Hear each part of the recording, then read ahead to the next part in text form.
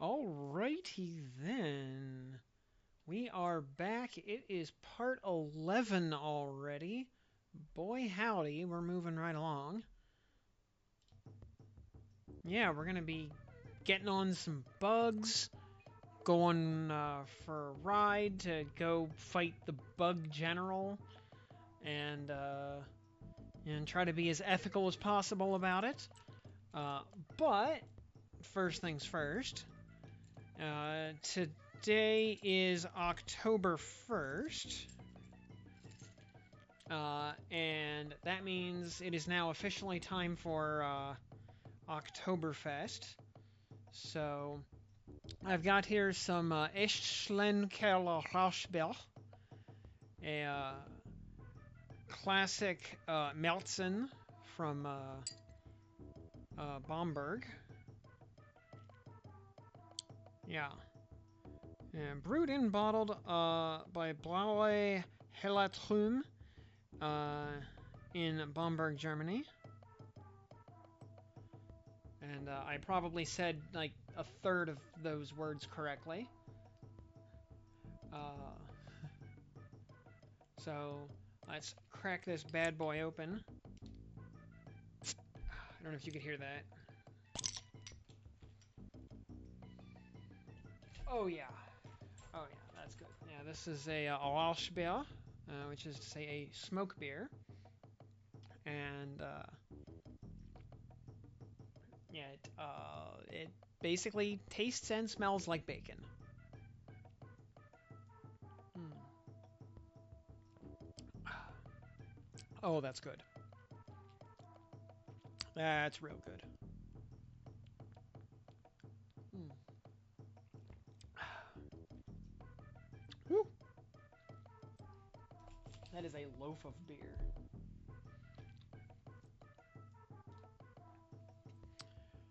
So, let's get on some bugs.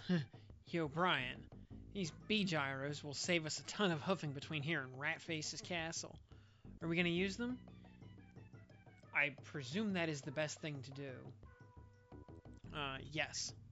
Since the enemy may not be aware of our attack plans yet, now might be a good time to surprise them. So yes, let's climb aboard and go. Ready when you are. Hey, wait just a darn minute. I thought you hated flying so much. These things don't go as high, and they're actually alive. It's close, but they beat walking.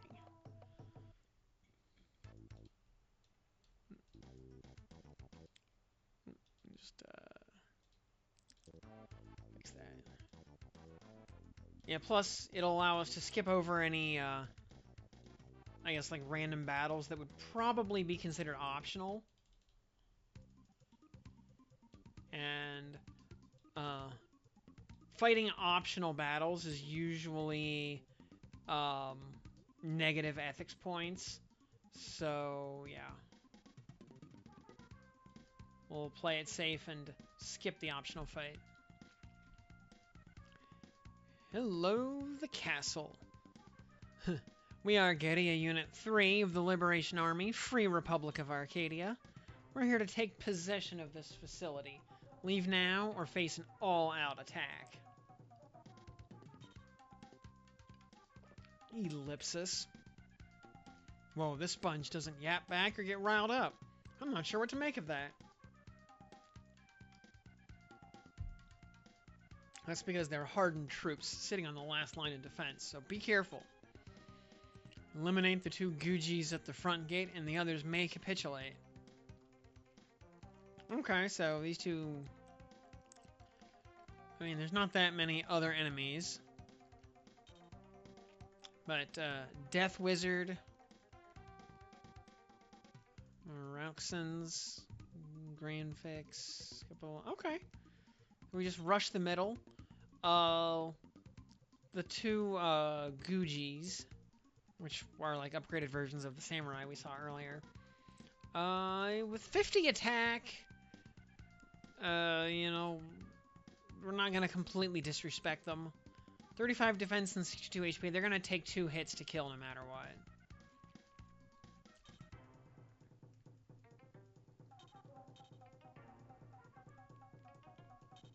Also, those two wizards at the entrance, we need to be a little bit mindful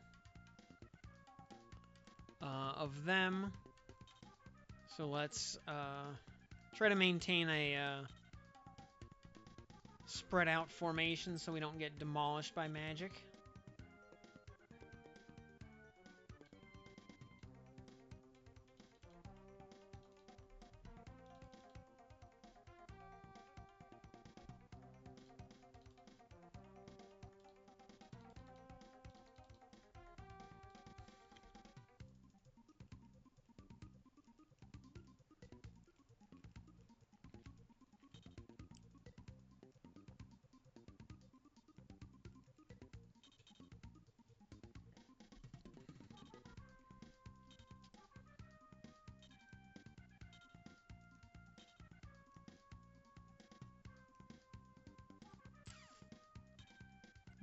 I really want those wizards to take their turn before I get too far up.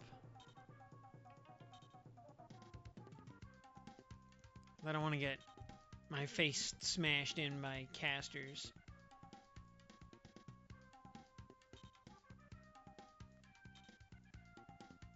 Though,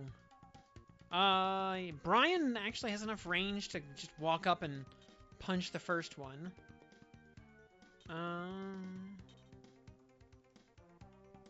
Chris.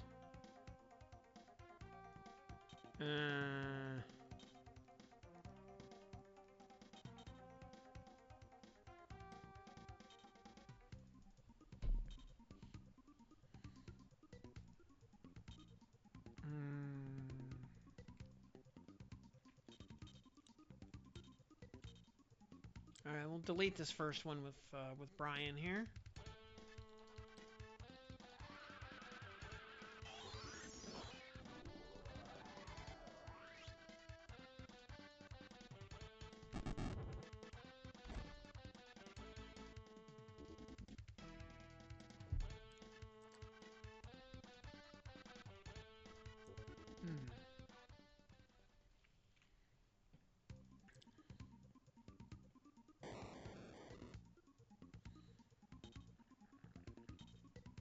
Good.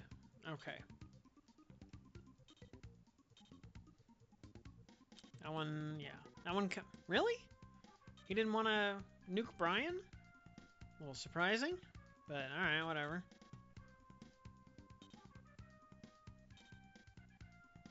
That was the only turn he's going to get to take.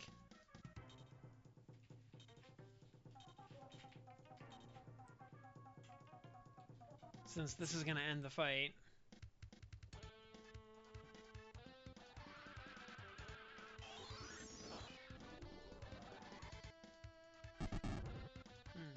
Hope you all brought some drinks with you, so I'm not just sitting here drinking by myself.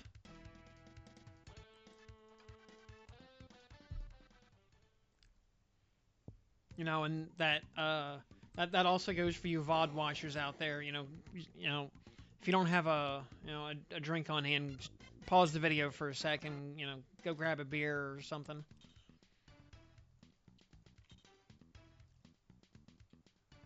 $40 XP across the board, very nice. Nice level for Ein there.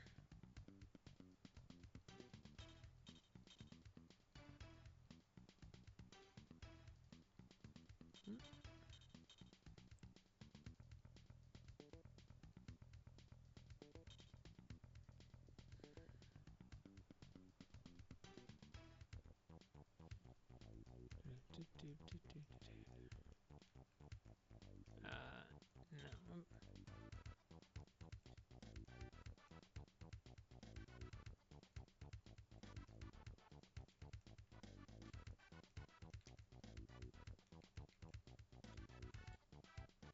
Being slightly paranoid, this looks like the kind of place where there'd be some kind of item hidden in one of these torches.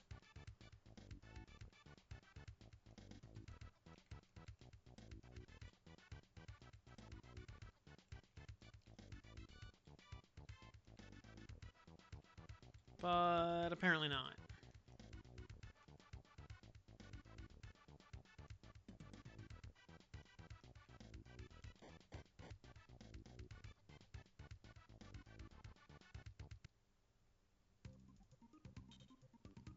Tusk. So, Cobalt has summoned you to Luxadol? Sorry about my hasty departure, but Cobalt has indeed dispatched a special order by courier. That's what I heard from the captain of my security detail. So what is the nature of your special order? Can you share that information with me? Does it involve that legendary sword we obtained, the Executor? Ellipsis. Do your instructions include a gag order? Mm-hmm. Alright, I'll probe no further. I appreciate that. Tusk. Tusk. Well, go ahead then. You may leave any time. Strike out on your own. Commodore Rasetsu, I will never forget that time you spared my life during the Millennium War. Farewell. Forget that day. It's all ancient history. Just promise me you'll survive this war.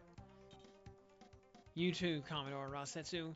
By the way, you guys are really raising some death flags there. By the way, you have visitors. Welcome to my castle, Guerrilla Unit 3. You have journeyed a great distance. Allow me to introduce you to my army. They have arranged a warm welcome for you. Do you really expect to be the first Liberation Army force to defeat them in combat?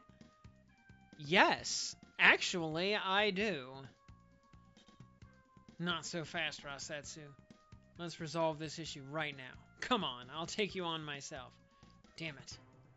Tusk. No, Ein, the Commodore is right. It's his turf, and we should follow his rules. Let's deal with these troops first, then we can systematically secure the whole castle complex. Remember, we've just entered unfamiliar territory. Who knows what we may encounter? Stay calm, everyone. Isolate each enemy, one by one, and terminate them.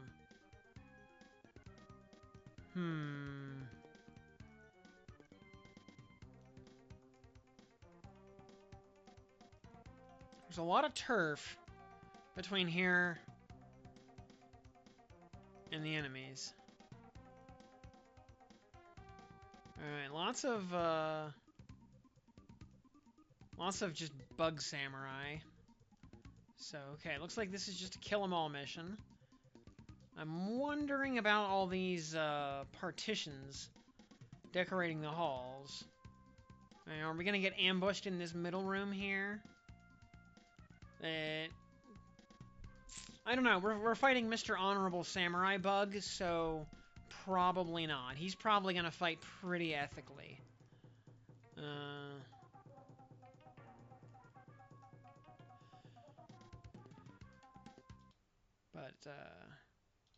We're gonna drop a save state at the beginning here, since we didn't get to save between battles.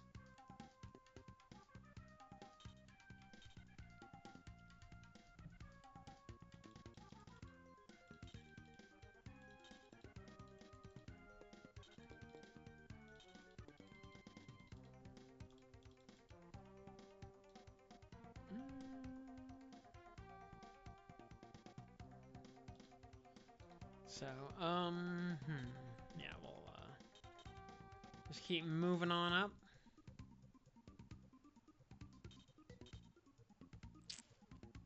Okay, yeah, so far the enemies are not in a hurry to engage us.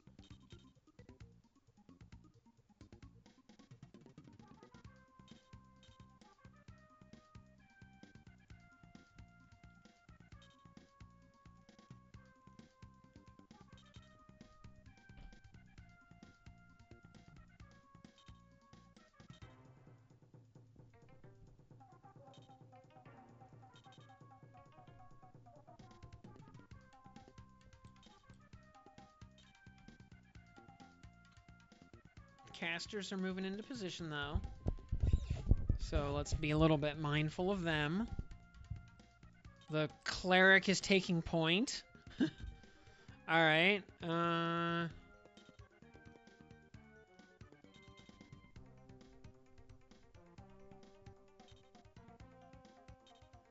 the Roxens are moving in as well.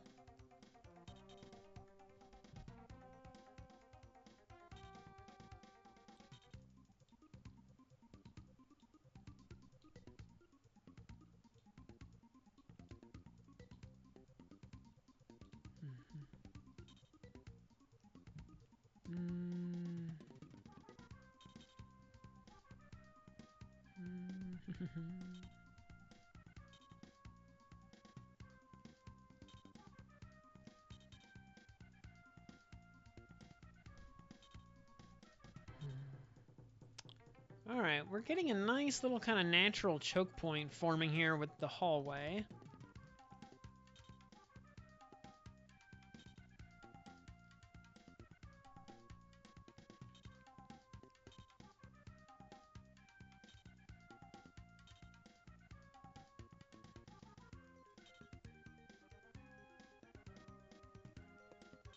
Yeah, enemies are kind of stuck coming in this little tight configuration here.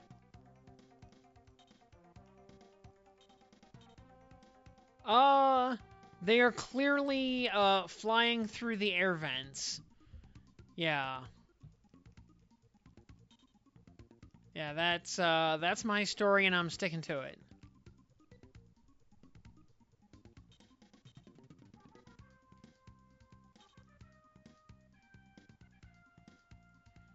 Remember, every time something happens that you can't explain, a wizard did it.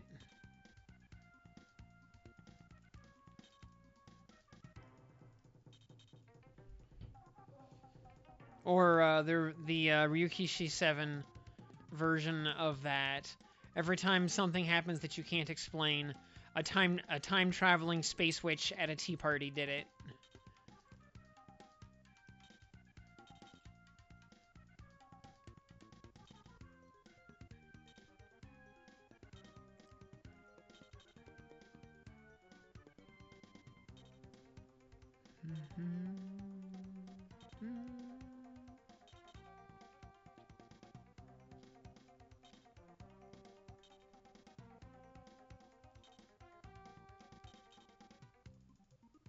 Would be space aliens, yeah. Alright, let's see. How do we start this up?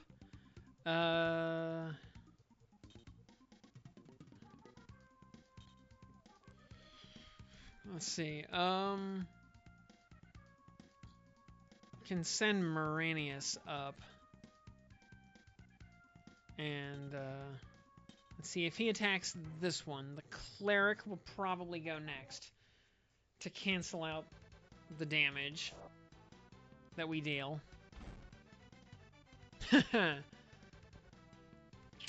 Enemies keep living on one, which is fine. Yeah, the cleric should take the next turn.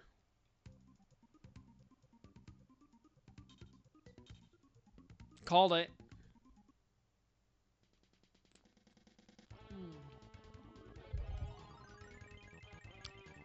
By the way, for anybody, if you can find Echtlen Kerlo Ausbel at your local beverage store, I do highly recommend it.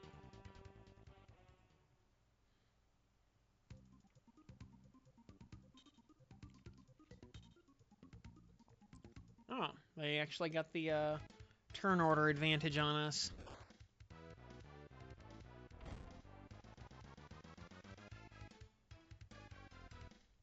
Not that it matters. I mean, they did 7 whole damage.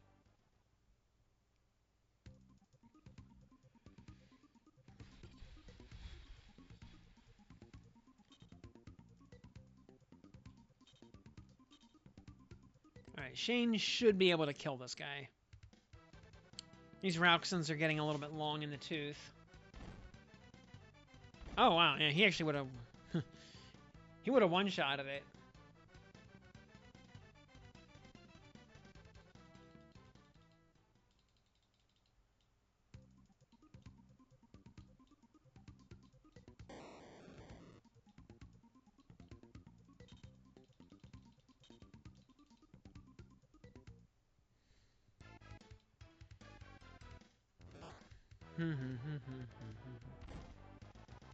Nine damage, no big deal.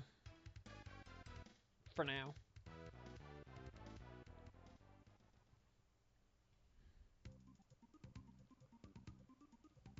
Waiting for your next bottle of marine rum. Ooh.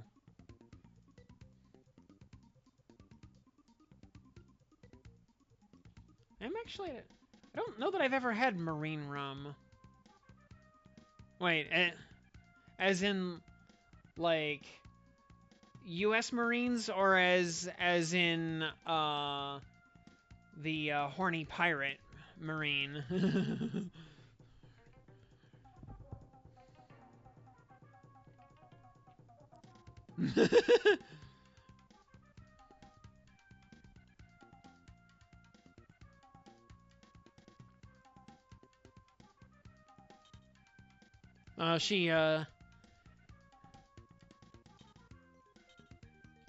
She has her own tie-in rum. That's actually very appropriate.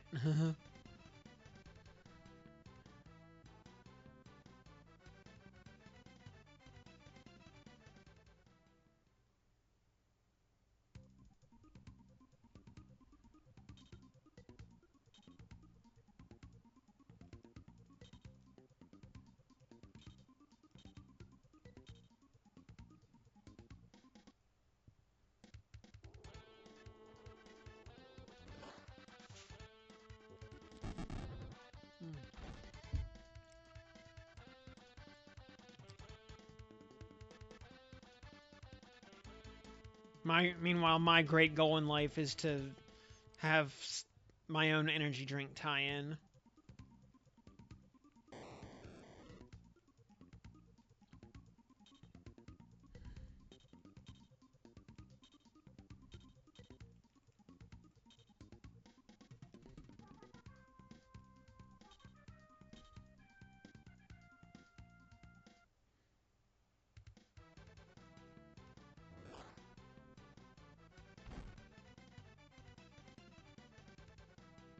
Figure, just need another, like, 50 or 80,000 followers to make that happen.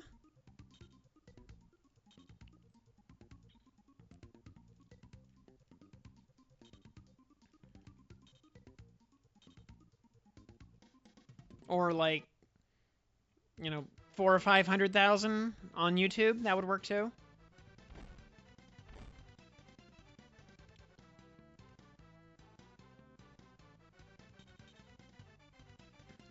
So let's see. Let's say we need like 80,000 on Twitch. Pull up the old calculator here. Let's see here. If we want to get to 80,000, we're at 165 right now. 165 divided by 80,000. Okay. And that, 1% would be 80. Okay, we are at, we're 0.2% of the way there. All right. Let's see here. 0.2% of the way there. Okay. And,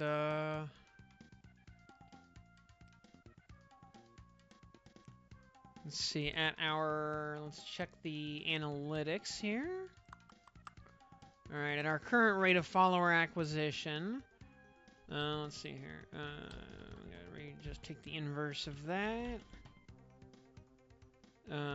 Times, or divided by about 4.2 per year. Let's see, at our current pace, we should get there. Let's see, 0.44, call that 5 months. I would put it to March of 26. 41. We should get there around March of 2141 or thereabouts at our current pace.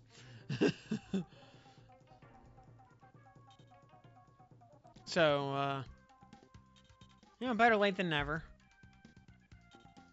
Hopefully energy drinks are still a thing by then, and, we haven't just, replaced all food with, pills and bug-based protein.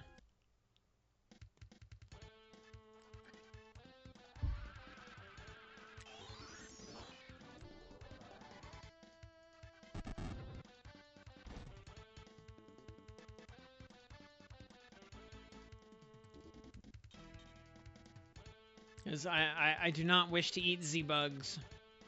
Nor do I want to live in Z-pods.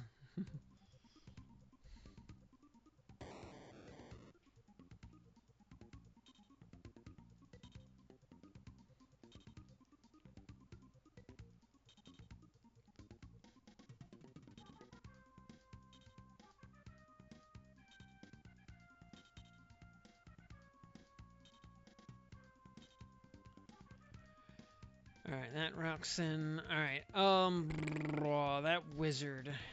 Roxanne, alright. Brian is slightly less than max health, so the enemies should try to dogpile him.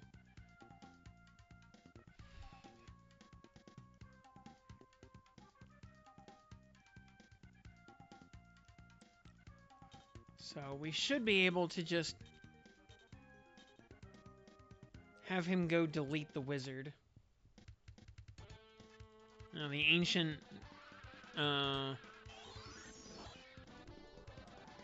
war strategy of Geek the Mage.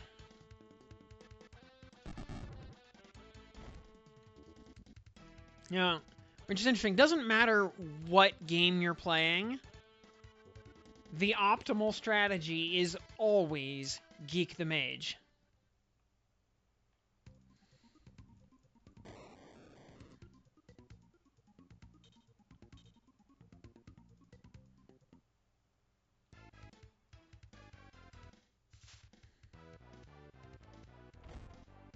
And I'm pretty sure that phrase comes from Shadowrun.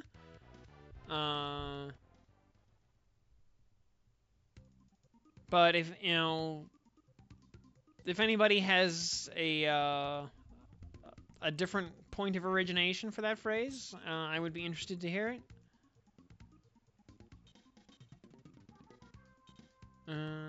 Yeah.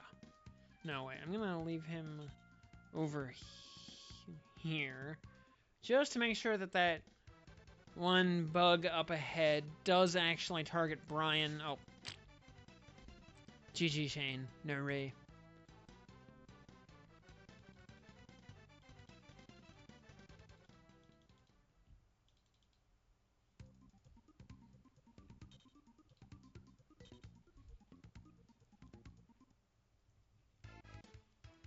This is gonna do, I don't know, like 3 or 4 damage at most. Oh, he crit, so 7. Whatever.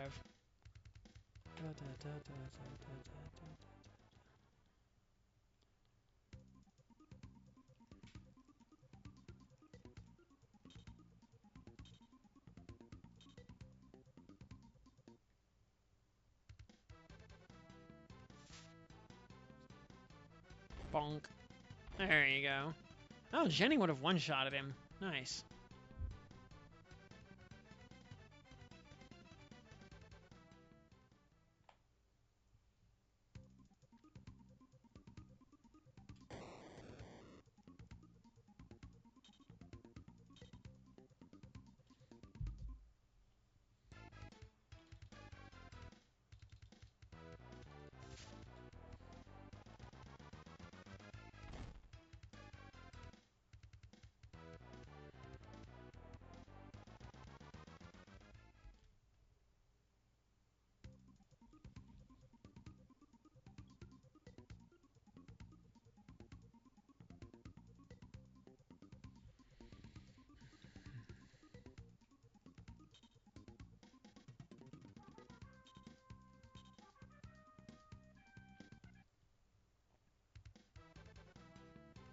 I'm gonna let Moranius tank a hit here.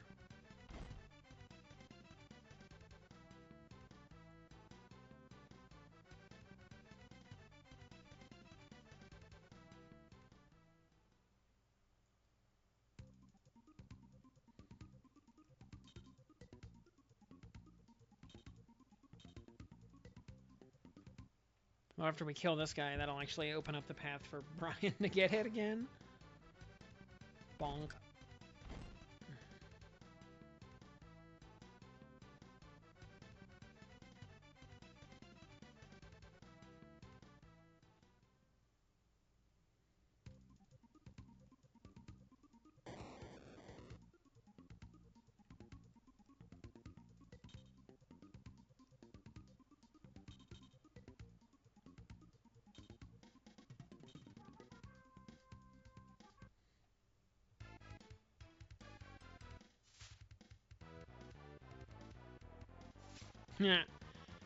Nice try, idiot.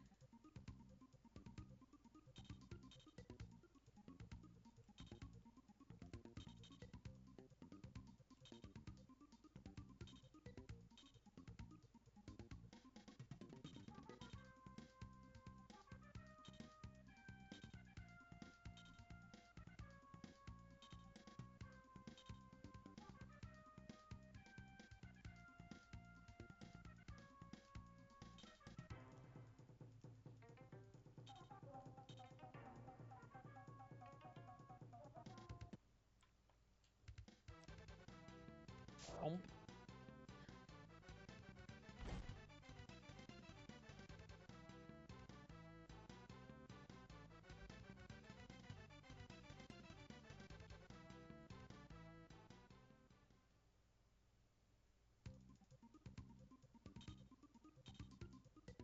Yeah, this will do a whole lot of nothing.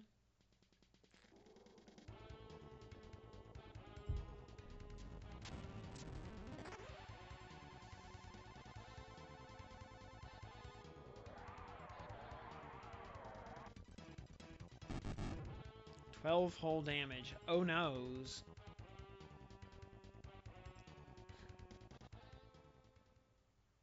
Oh no. Anyway.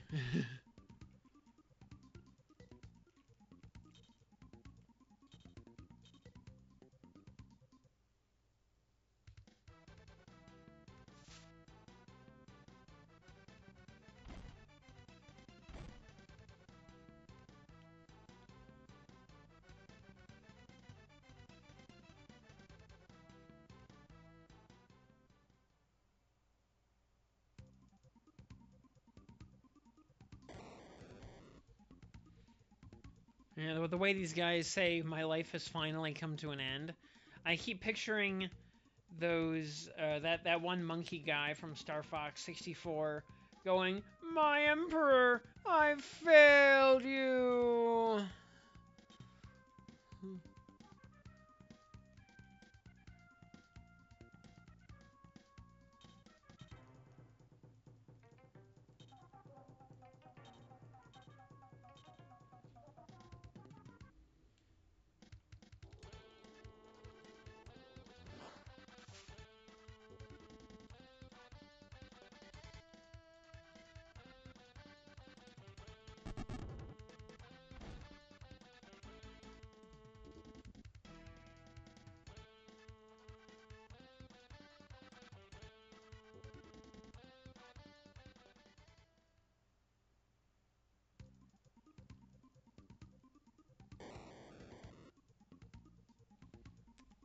Which now gets me thinking here. When was the last time Nintendo actually made a Star Fox game?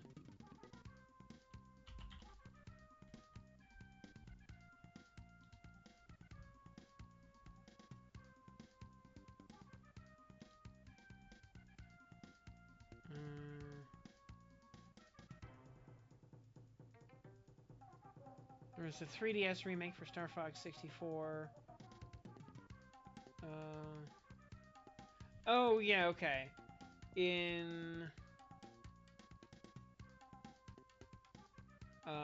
Okay, 2019, they actually added the Switch Online version of Star Fox 2. Otherwise, the last new game in the series was Star Fox Zero, that nobody played because it was on the Wii U back in 2016. Otherwise, yeah, Star Fox 64 3D for the 3DS was 2011. And Star Fox Command was 06, or 07 for the EU. Star Fox Assault was 2005. Star Fox Adventures was 2002. And Star Fox 64 was 1997.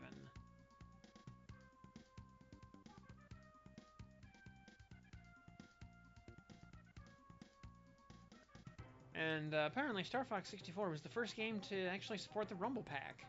Huh. Which actually makes sense, because I remember my copy of Star Fox 64 came with a Rumble Pack. That was how you got the Rumble Pack back then. You bought Star Fox.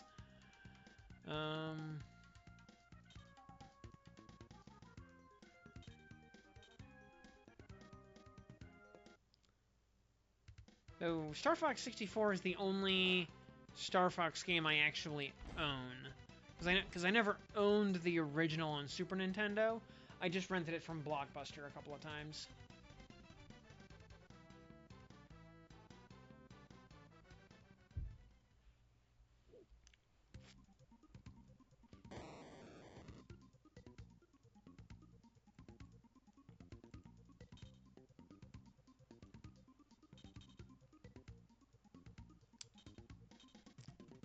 Tangentially related, with the internet getting mad about the price of Xbox Game Pass getting jacked up by like 50%. You know, it got me thinking about good old Sega Channel. And about how Sega Channel in 1994 was honestly probably a better product than Xbox Game Pass is today.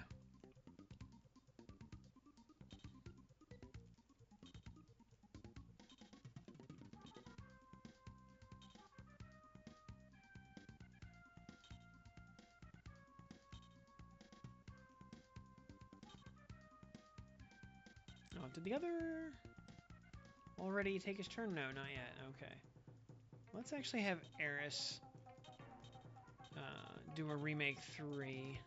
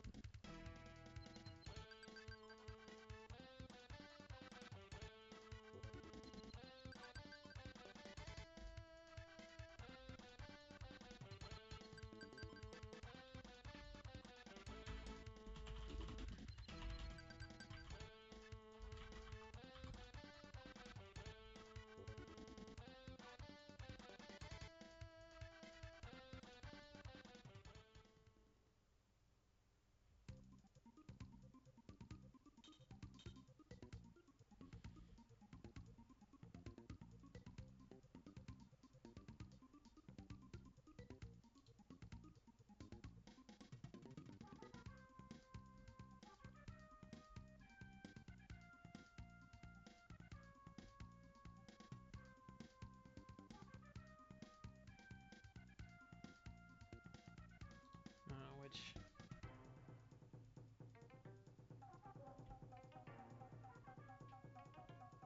Whoa, yeah, with the under the new pricing, yeah. Game Pass Ultimate jumps to $30 a month.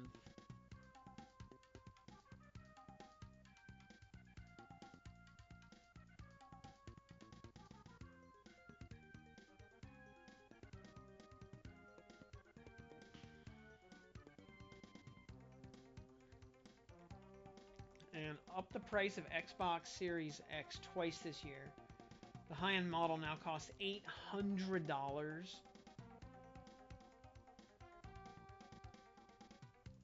Good lord, why would anybody spend $800 on an Xbox? You can get a rock-solid, mid-tier gaming PC for that much. Like, I mean, you're not going to be playing Borderlands 4 on Ultimate for on an $800 PC, but you're also not playing Borderlands 4 on Ultimate on an $8,000 PC for that matter either.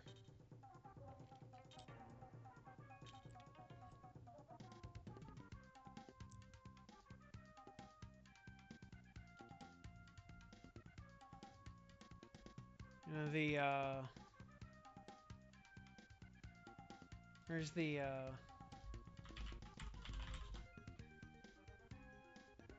yeah. Great quote. The most amazing achievement of the computer software industry is its continuing cancellation of the steady and staggering gains made by the computer hardware industry. And yeah, Borderlands 4 is a great example of that.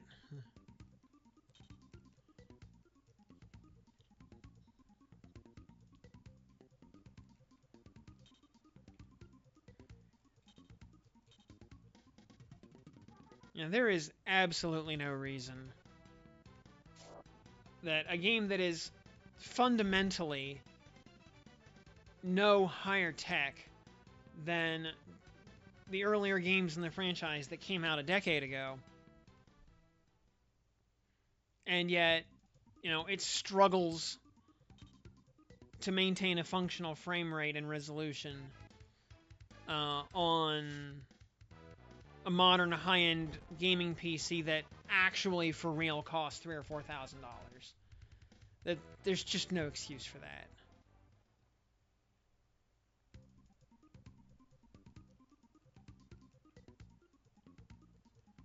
You know, I mean, at that point, we have to either say it's just incompetence on the part of the development team, or they're actually in cahoots.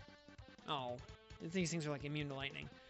Or they're actually in cahoots with hardware manufacturers and deliberately anti-optimizing everything to force people to go out and buy more expensive hardware.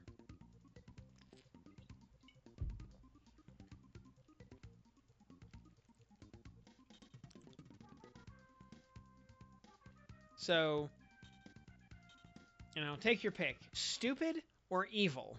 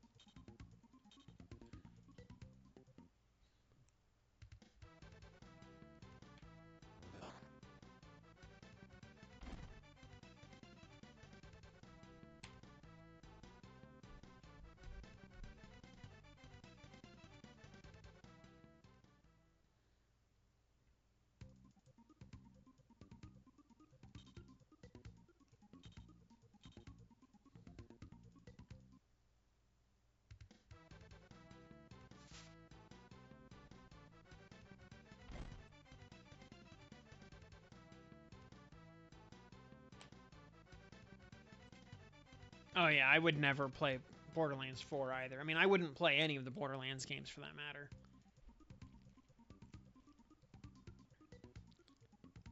My my ex-wife had picked up like Borderlands 3 and Tiny Tina's whatever it was, the D&D parody game, and I played the D&D parody for like an hour or two, and then got completely bored of it, as I quickly realized I had already experienced everything the game had to offer.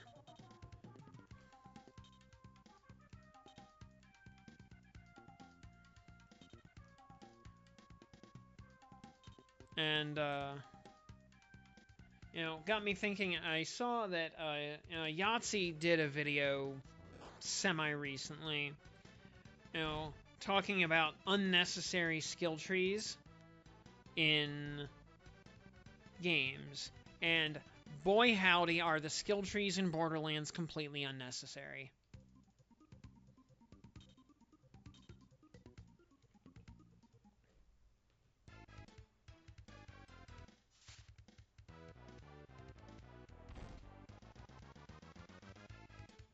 You know, over the course of a playthrough, depending on how much post-game you want to grind, you're going to max out one skill tree and then, you know, start making progress into a second one.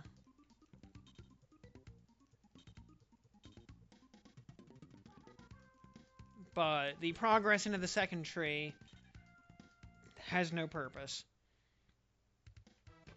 And even progressing the first tree has no actual purpose. I mean, I know I was talking about this a couple nights ago. But since you can't die in the first place, because all you have to do is duck behind cover for a few seconds and you're fully healed, and gun stats don't actually matter.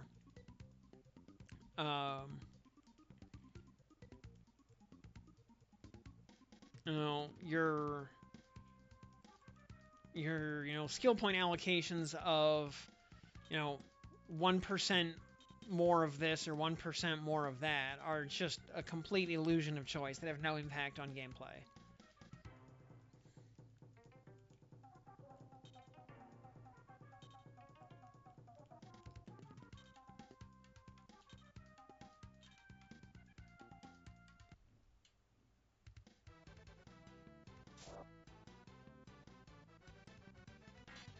Ah, shit.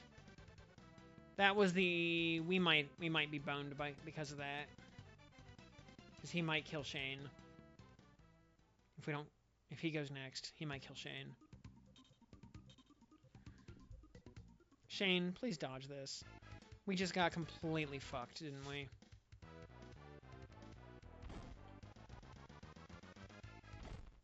We got... Do you believe that? We got fucked by the last enemy. And now we have to reload. The last enemy, because he blocked the attack that would have killed him. Do you believe that? After this just easy time waster of a battle. Now there's 30 minutes of our lives we're not getting back.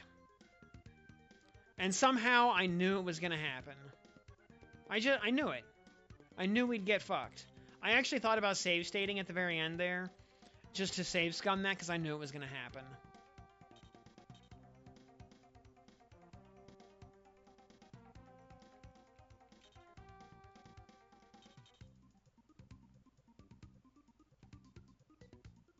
Now we got to repeat this whole damn battle.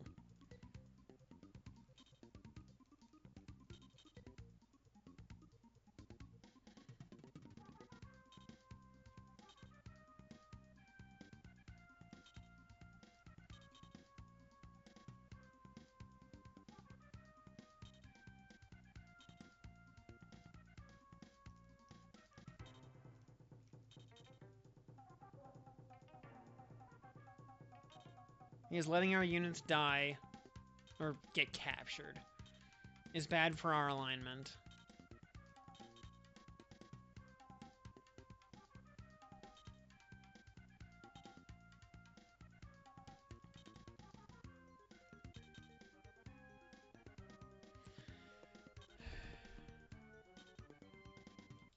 Yeah, I wish this,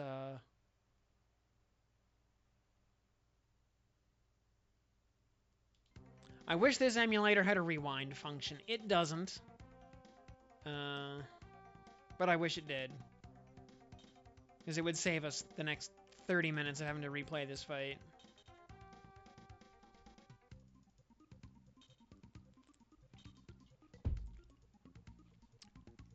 Yeah, so for VOD watchers out there, yeah, you probably just want to skip ahead to the, the next 20 or so odd minutes.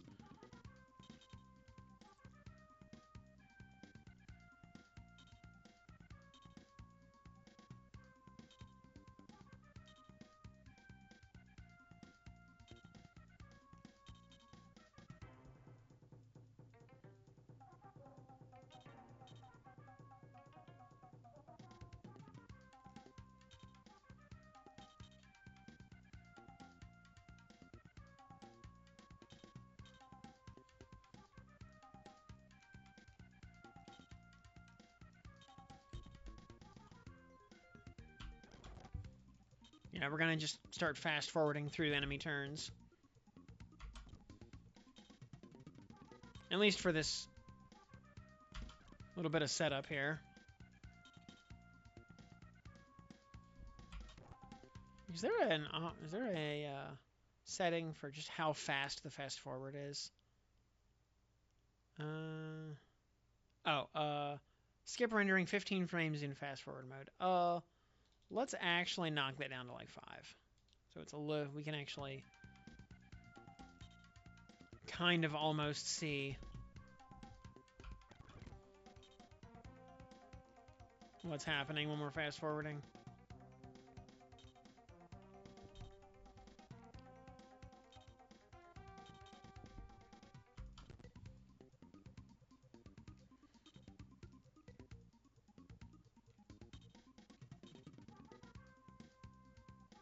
Oh wait, yeah, because we'll do it this way.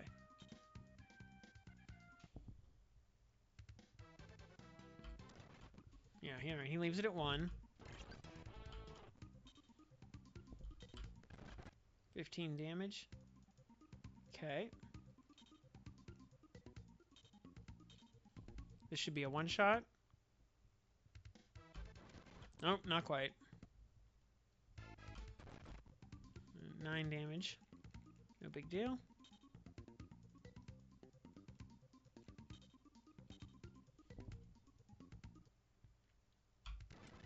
Oh, dodge. Shane got hit again. That's okay. There are no more enemies in attack range, I don't think.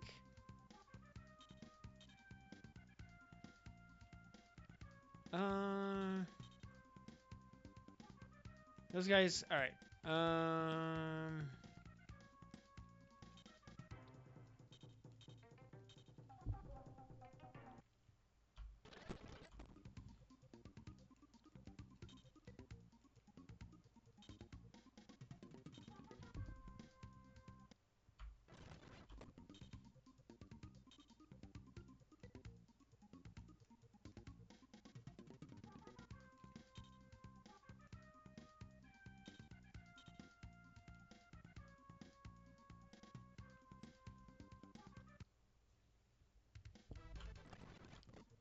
Nice kill. Oh, I actually didn't want to kill him because Shane might actually get killed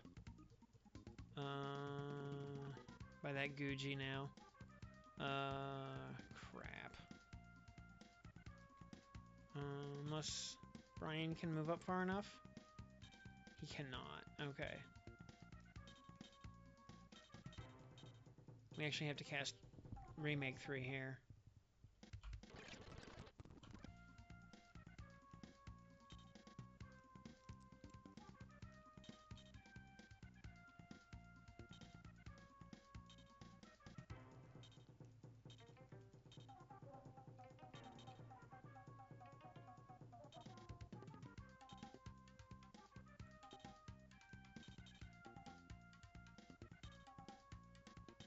Okay, good.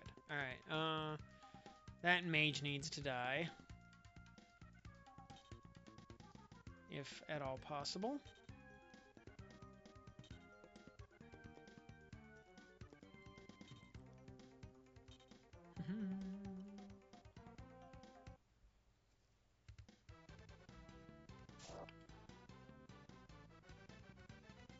Oh, come on. Really, game? Alright, this guy's hitting Ein. Or, well, trying to anyway. But failing horribly.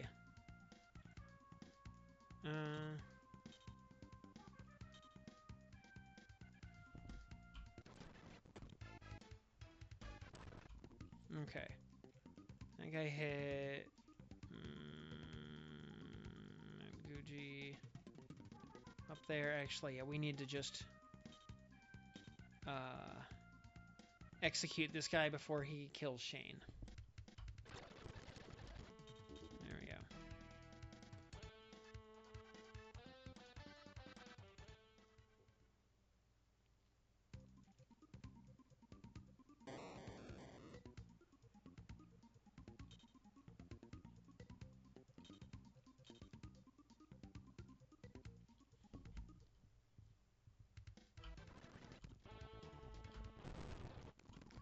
They actually cast a status ailment for the. That is the first time in the entire game that we've seen enemies use status ailments.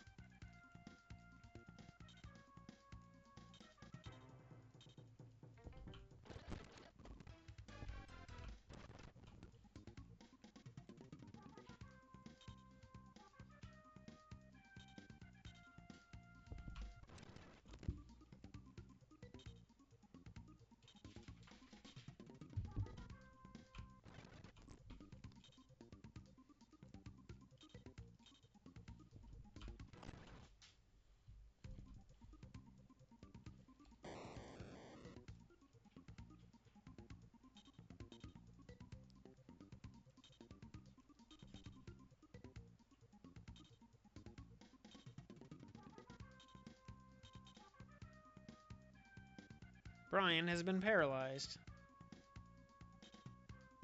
Oh, that's not good.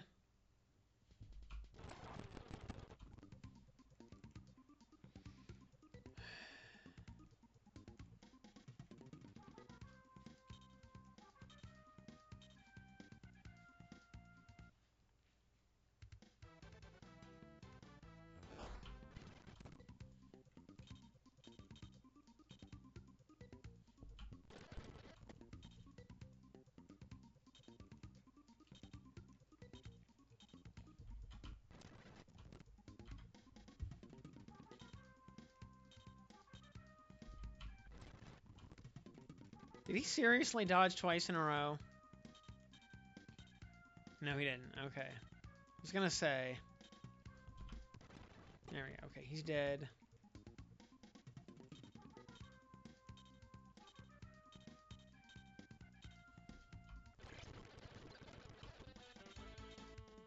Alright, level up for Eris.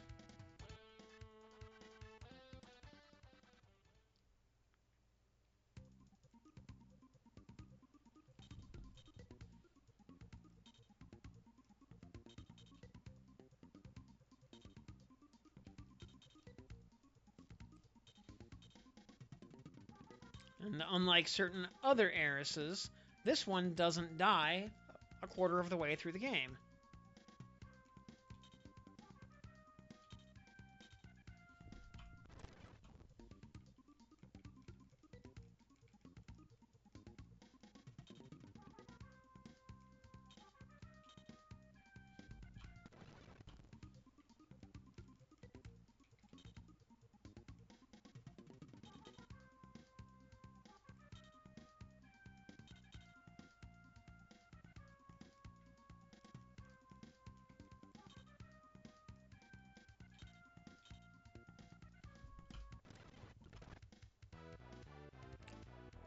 Are you freaking kidding me? He got crit for 26 damage again?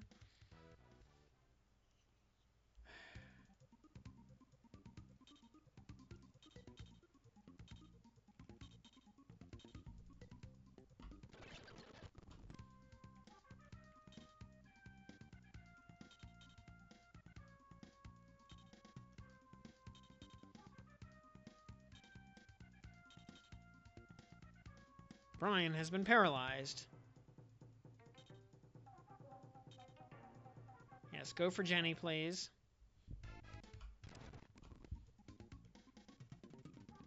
Alright. He's on 1 hit point. You know what we can do? Bolt Breath will do exactly 1 damage. But it's guaranteed.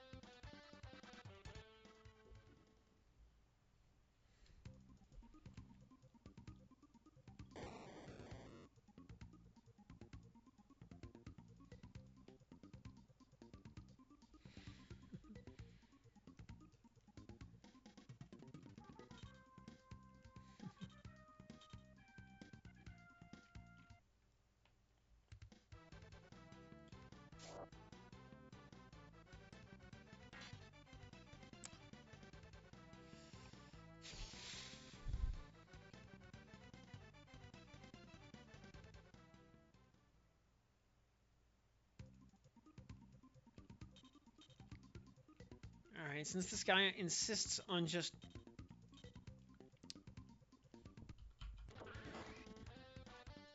Bonk. Alright, didn't kill it, but...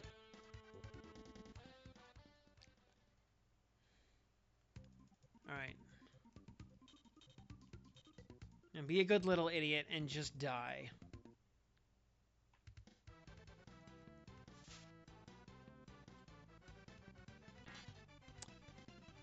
Really?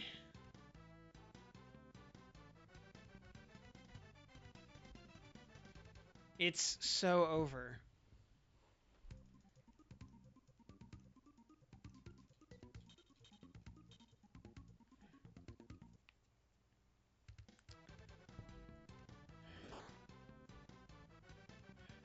There we go. Ugh. And Chris hit level 40. Fantastic. We're so back.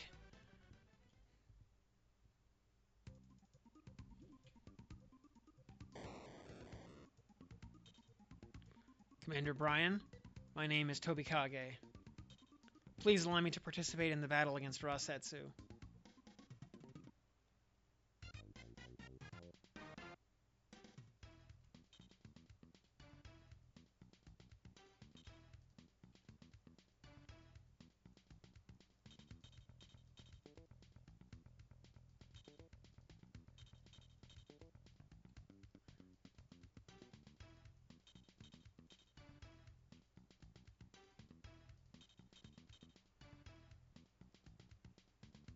Well, he used the magic word, so how could I say no?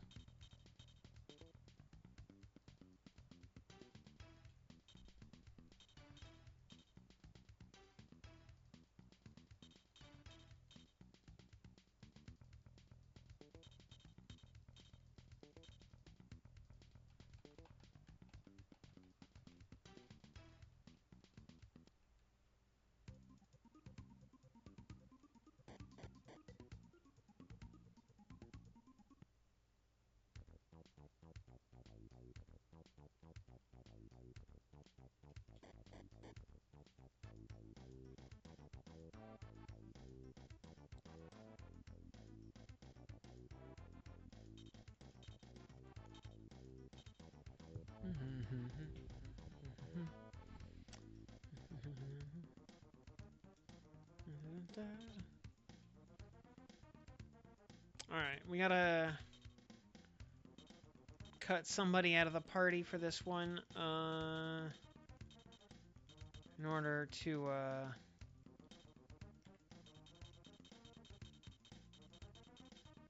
put Tobikage in.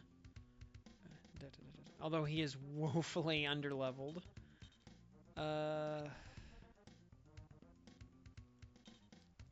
You know what, we'll cut Jenny, I guess. No, actually, we'll cut Shane, because he's been kind of a liability for the moment.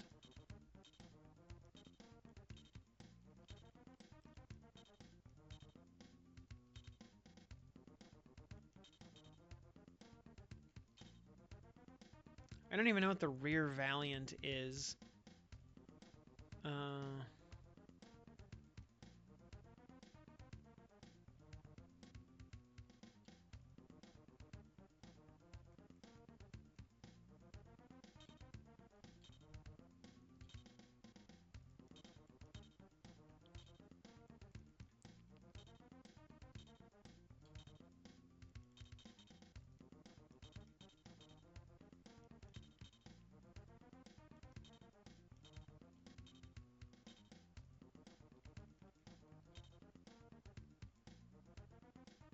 Okay, yeah, the rear valiant is a sword. That's what I kind of figured. I have no idea. Oh, it is a 16 power sword, so it is actually quite terrible.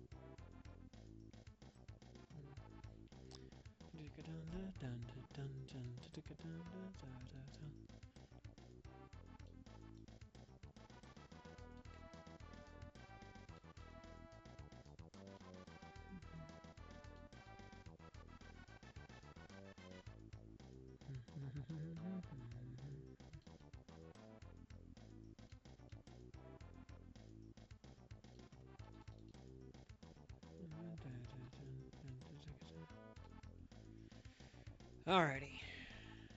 I saved the game. Let me also drop another save state just in case.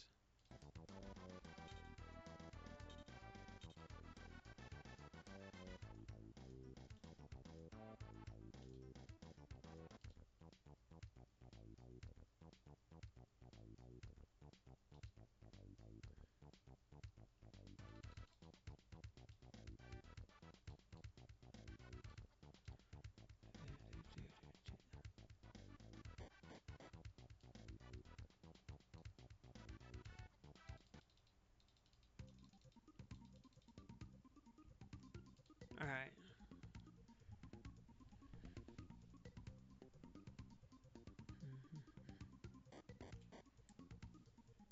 So, boss time.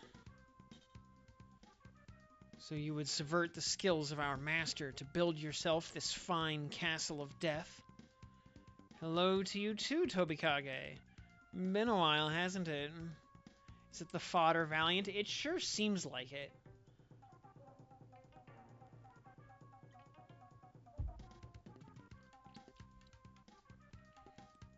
As for our master and you, I wouldn't submit to your sniveling idealistic dogma.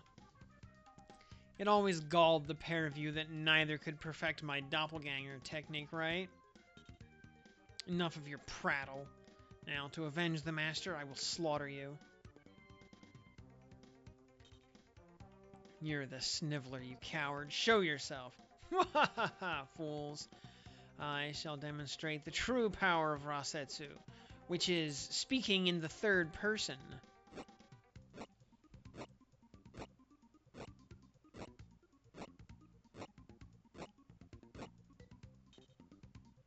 Damn it. What sort of trickery is this? Illusions. Bonk. I see him. Yeah? Where are you aiming? Rasetsu dodged the attack. Yeah, we just have to use the fire rod to relight the torches, so we can smack him and then shoot him with an arrow, and yeah, easy peasy. Excellent, you spotted me. You are worthy to fight me face to face.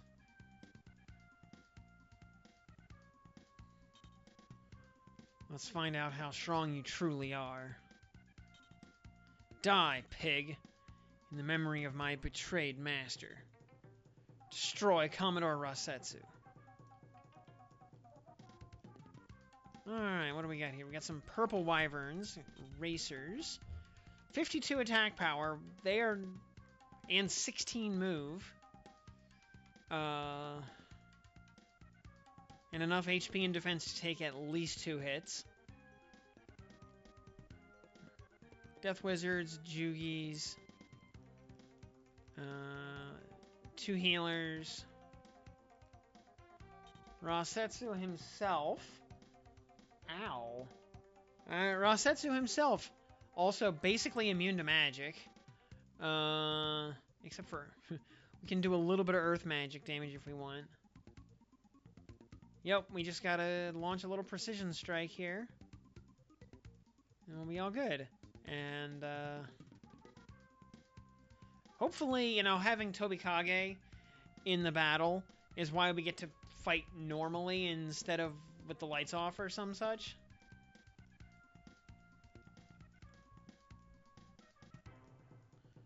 Alright, now we gotta think how... Those 3 Jugis right there are gonna probably just bum rush us. Also, wow, yeah, they are just basically magic immune.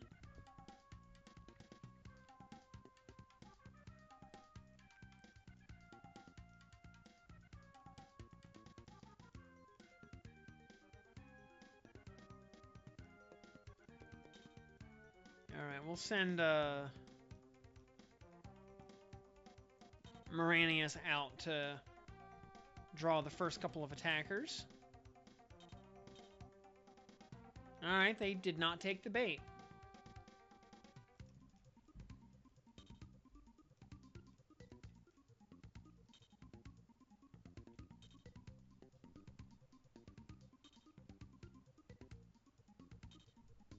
But the Wyvern did.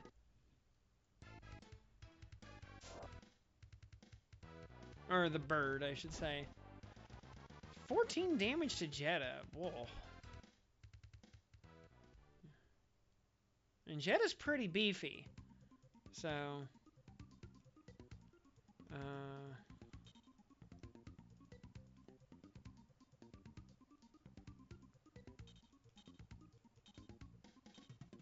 I think we're gonna just delete that bird while we have the chance.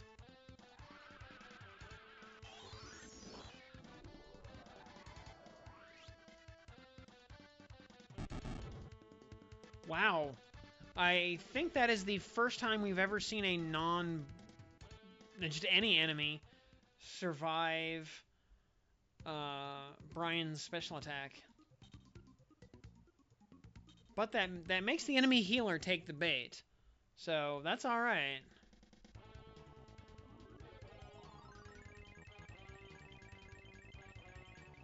Twas merely bait.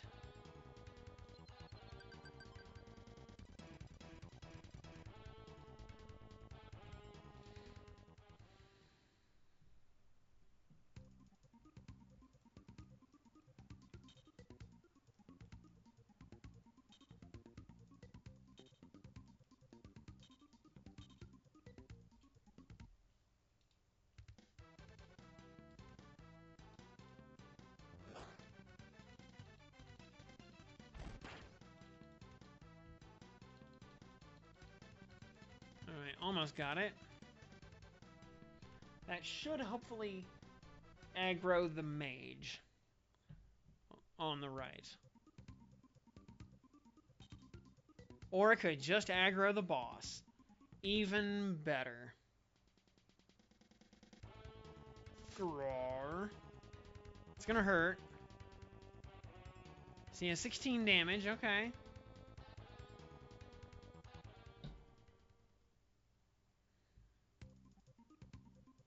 Well, boss took the bait. And the healer already went.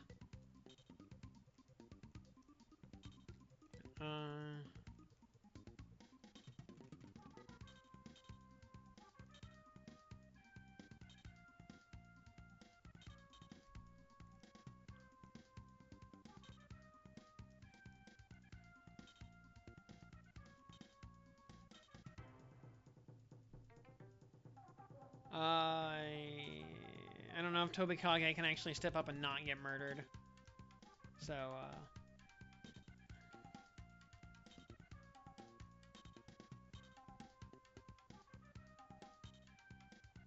okay. But yeah. Chris aggro's the mage. This is good. It just won't do that much damage. Actually, he might take like 20 odd damage from this. Might actually be a little spoopy. Yeah, 29. Ow.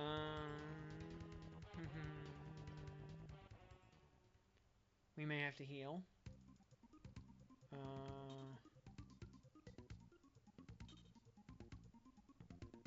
Fortunately, those torches are not passable by ground-based units.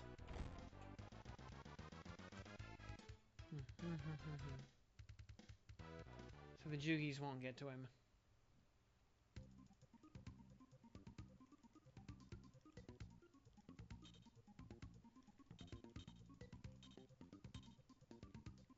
Right,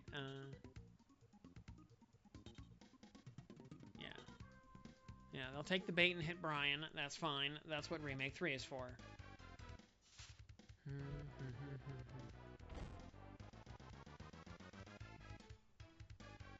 We should have enough heavy hitters in range of the boss to take him down in like 1 or 2, maybe even probably 2 actions.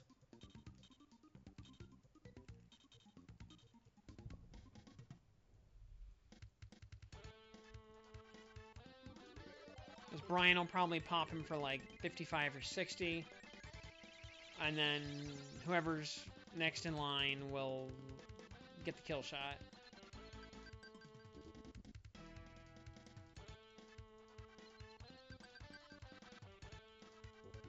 Or it might take a third hit because the healer will probably step up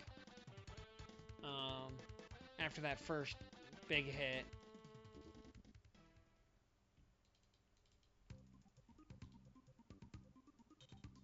Okay, he's gonna hit Ein. That's fine.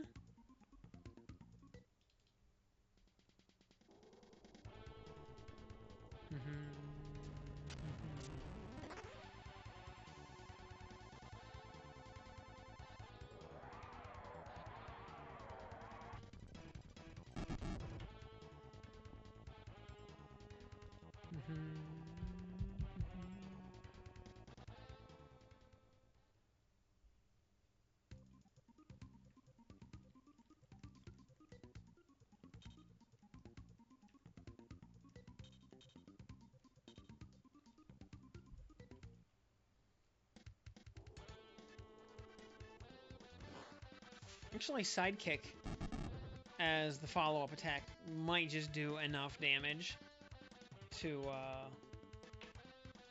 land a kill, even if the boss gets healed in between hits. And Fix, he takes the bait.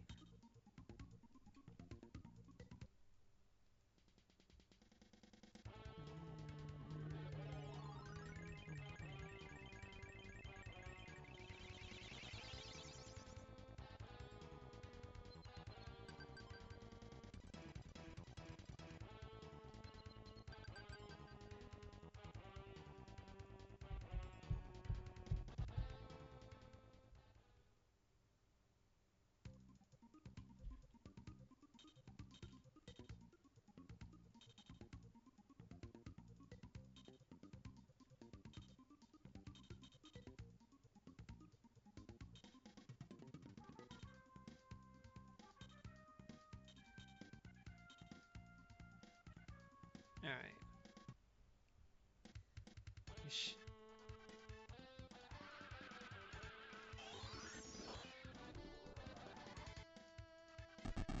Only did 43. I mean, he's got a lot of defense, so...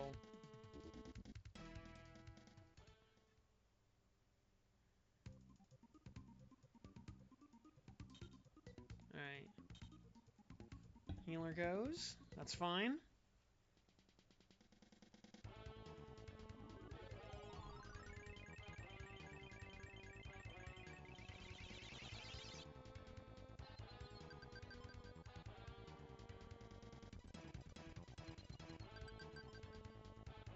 Yeah, they,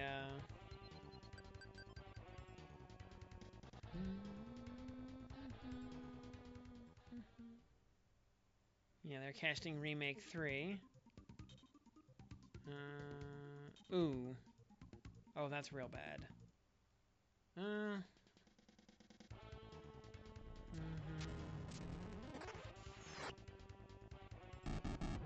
Only 9 damage.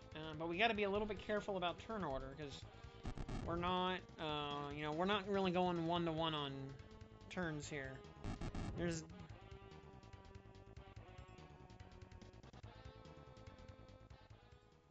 We are getting a bit of an initiative advantage, at least at the beginning of the round. Let's see, Brian can't quite get up there.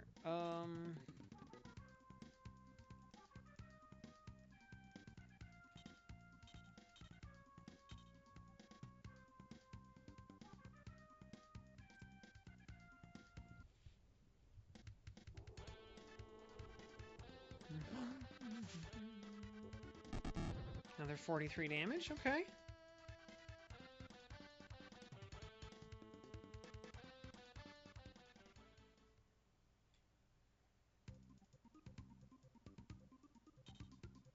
Yep. Healer. Oh, healer's only gonna get to heal him for like 20 this time, looks like. Nope, nope, it's another 30. Yep, they're casting Remake 3 again.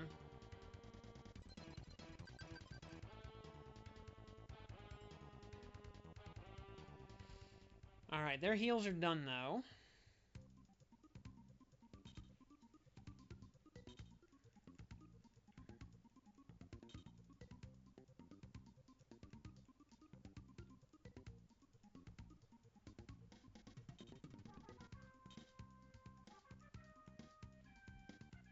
So,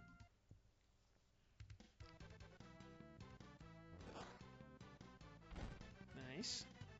Only 9 damage, but that's fine.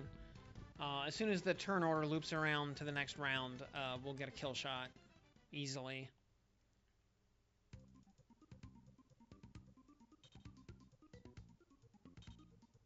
Okay. Next action needs to be a Remake 3 at this point. Actually, yeah.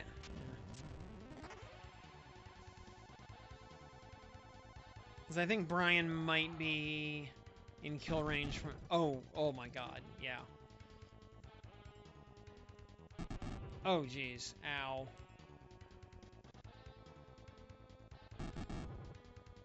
Yeah, we need to heal right now or we're going to have a bad time.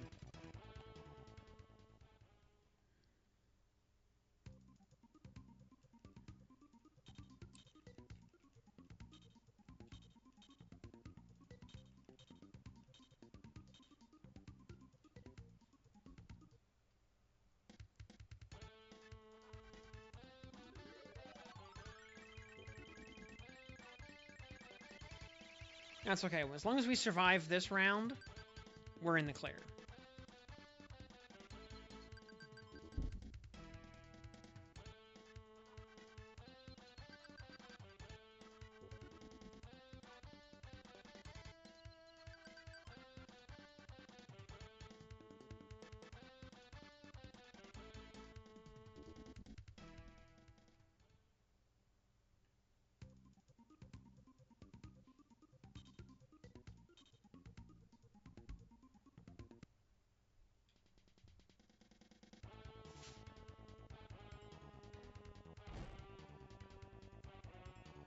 Only 16 damage from that. Not that big a deal.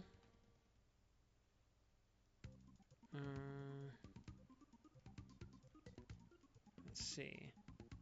Yeah, that Jugi... Oh, wait, that is that big a deal.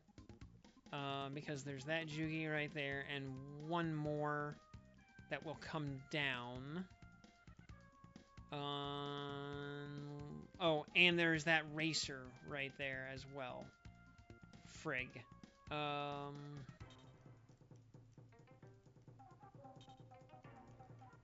Or... oh,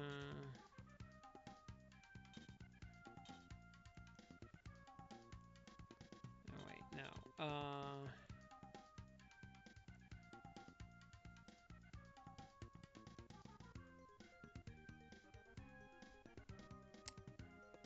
I gotta think about turn order here.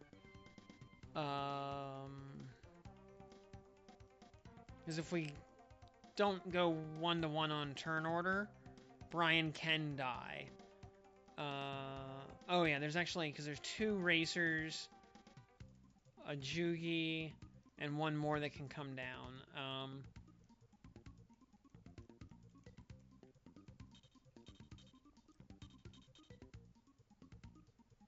Oh, wait, rather than that.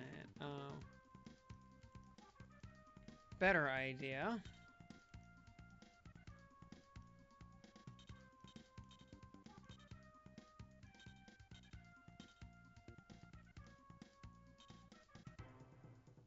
Use a food pack on Brian.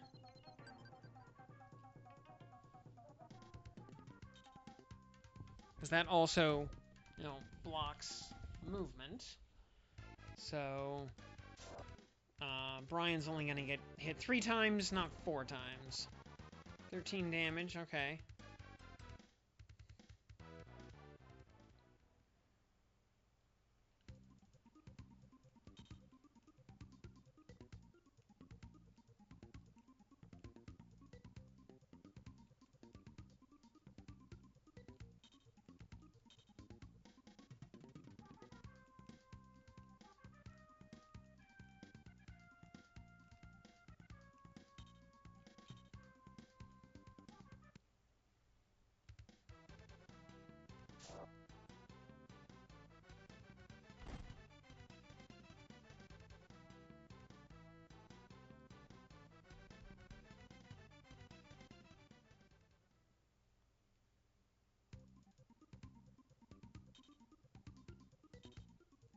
Okay, Brian takes another 13, that's fine.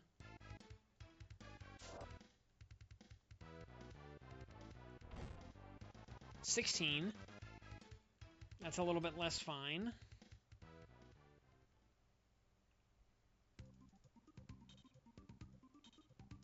Alright, here's the double tap.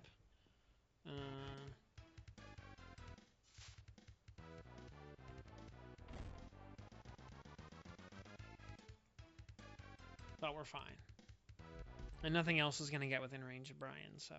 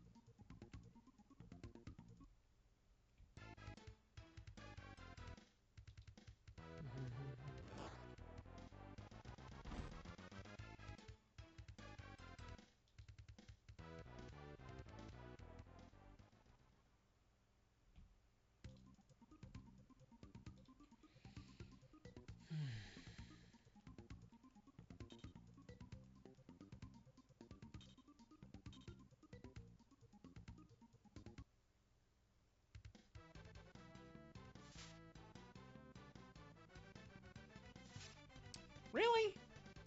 Really, game?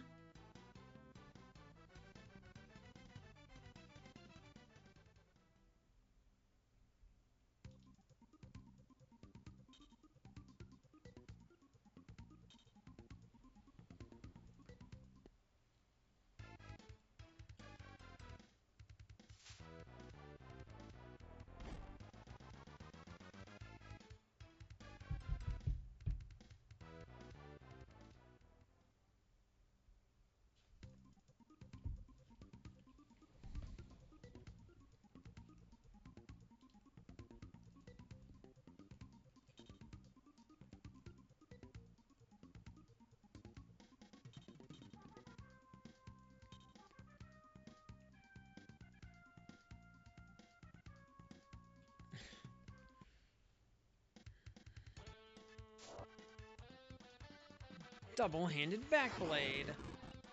This won't... Oh, wow. Actually did pretty good damage. Holy moly. Damn! Tobikage's not fucking around. 99 XP for that, Jesus.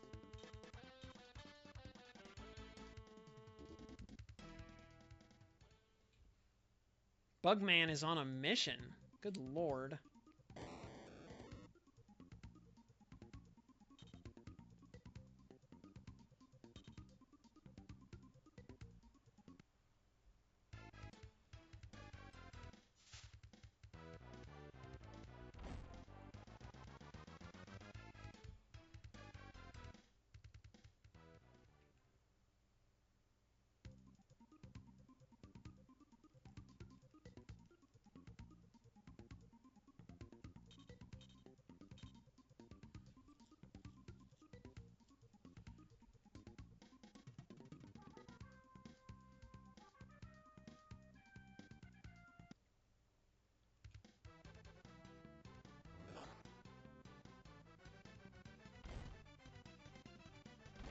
Nice.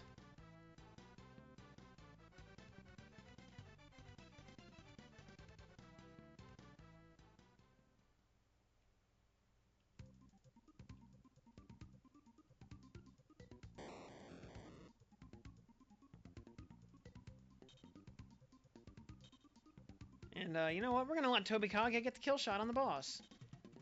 Because, he has clearly earned it.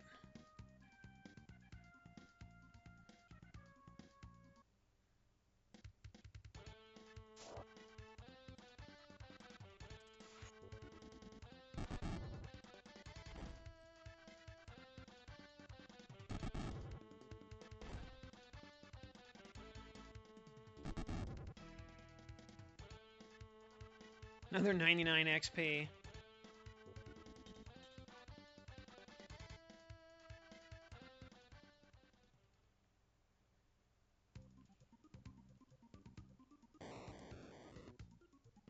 Arrgh.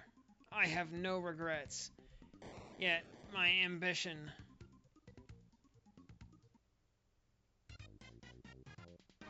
Yeah, I mean, well, whereas Dan is very tanky, Tobikage is very fragile.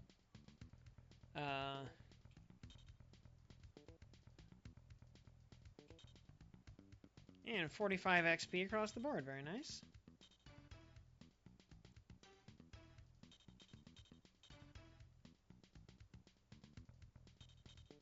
Although, you know, in Shining Force, I would take mobility over defense any day. You know, because characters getting ass blasted doesn't matter. But when we're basically playing Fire Emblem mode and character death equals reset, I'll take the defenses over the mobility. And actually, and we already traded out Dan for Moranius, because he has even more defense and more attack, and he can fly. So he doesn't have the AoE damage, but otherwise he's the best of all worlds.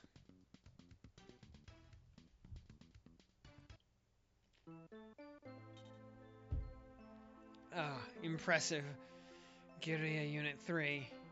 Yet, if you truly seek an everlasting peace on the Scudelian Peninsula, don't oppose Cobalt.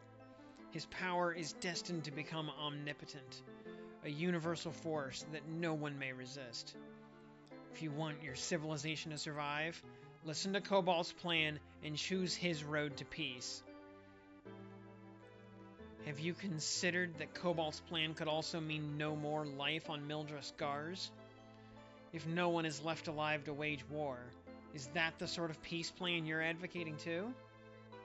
Yeah, exactly. His peace plan is total extinction. Ellipsis. Hesitate as long as you wish, Rasetsu. Ponder that question for all eternity, in hell. Tobikage, why did you train to master the way of the ninja? To find an honorable path to live and die, without stealing luxury from the weak. That sounds like the sort of drivel our master would spew. I will never comprehend the... Ugh. What's the use? Go ahead. Get it over with. Forgive me.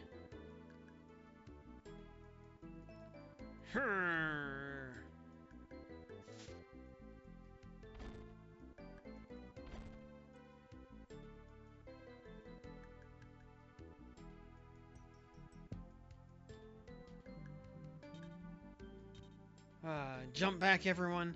It's another trick. He was a horrible, evil man, all the way to the bitter end.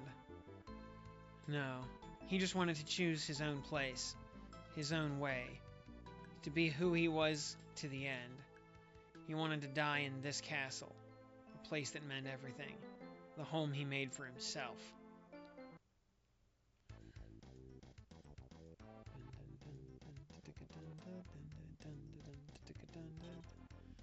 Rasetsu, known for his military prowess as one of the 4 commodores of the Empire, expired from self-inflicted wounds, dealt by explosives he concealed under his tunic. I've never understood what drives people such as Tobikage and Rasetsu, but I could certainly detect their feelings of emptiness during the final battle. On the plus side of my emotions, we produced our first positive results in Operation Sunstroke.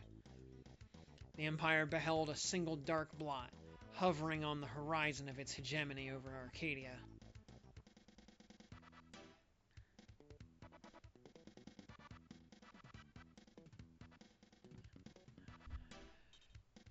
Commodore Rasetsu was deposed forever, brought down by the tactical skill of Guerrilla Unit 3.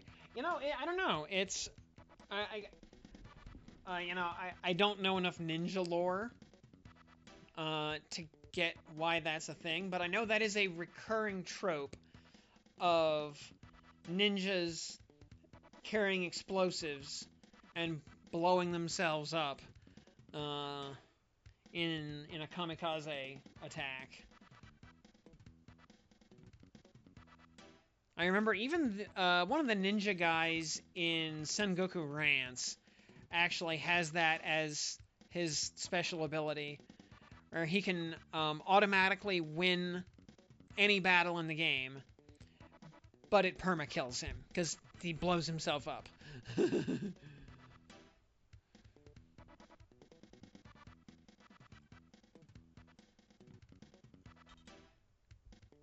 the Liberation Army, spurred by the victory, swarmed toward the not Maginot line. Only one region in southern Scudelia remained under the control of the Balformian Empire. However, Cobalt's awareness of his shrinking piece of the Empire drove him to desperation. Or at least gave him an excuse to unleash his ultimate weapon, the Executor. Meanwhile, in Belclad, the first session of the Revolutionary Council convened. Distinguished attendees included Andera Balzark and Pope Omat. Area 10, Taunting Illusion. Our victory over Rasetsu made us realize we were a force to be reckoned with. And our confidence soared that we were finally strong enough to stand up against the Empire. However, 3 more Commodores still loomed before us, not to mention Cobalt himself. Could any element of the Liberation Army, other than we, face up to Cobalt's army? No. I felt we could do the job if we paced ourselves, took it one Commodore at a time. But what bothered me more was Tusk and that sword called the Executor, ending my euphoria over defeating Rasetsu with the grim reality of its many ramifications.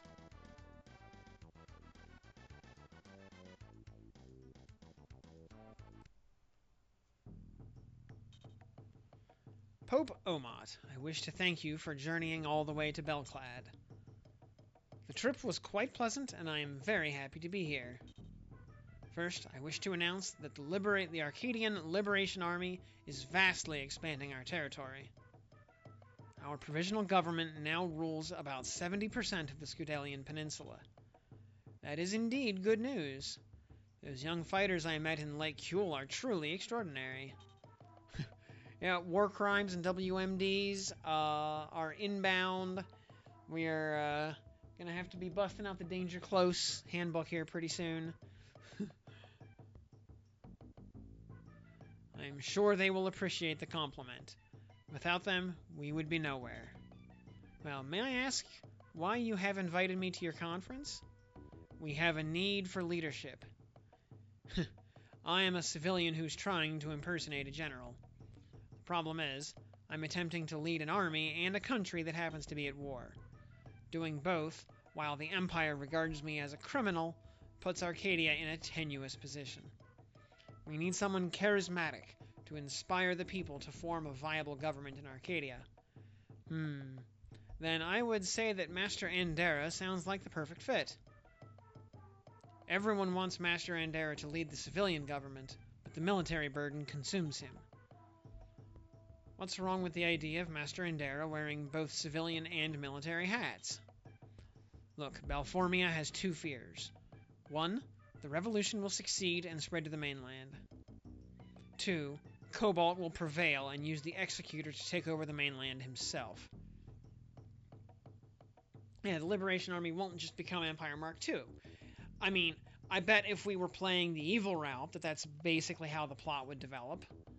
But we're playing the good boy route.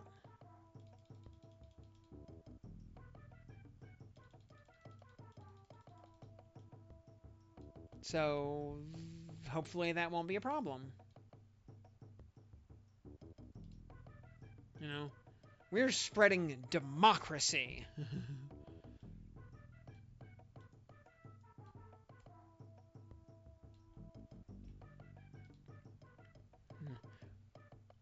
Yeah, we're gonna rename Scudelia to Super Earth.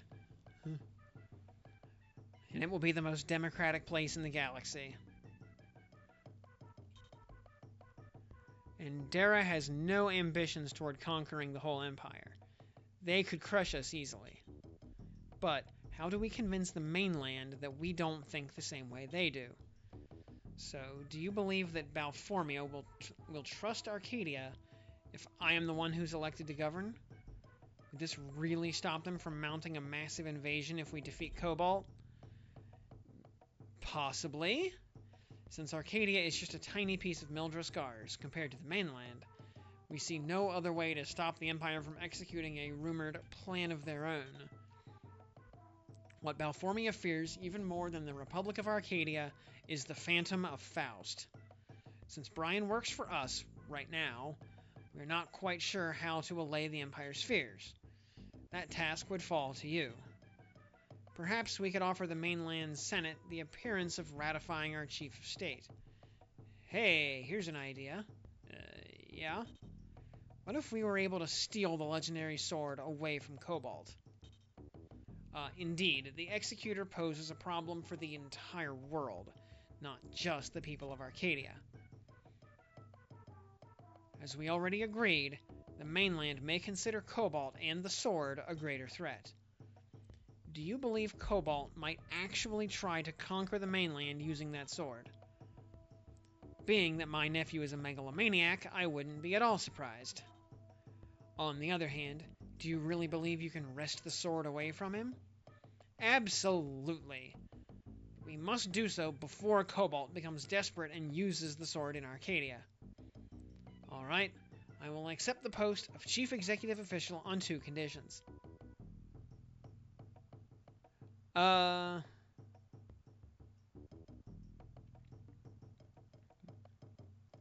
Yeah, we just assume that it can do, like, nuclear explosions and stuff. And yeah, we just assume he can, like, aim those nuclear explosions, away from himself?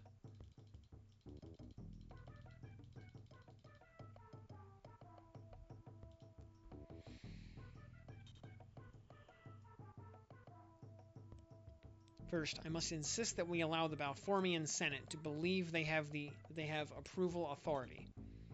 My bargaining chip will be a promise to neutralize the Cobalt menace for everyone's sake.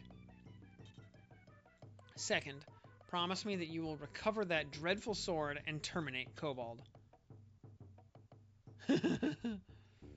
Yeah, Palpatine, yeah, built the Death Star as a tourist attraction. Absolutely.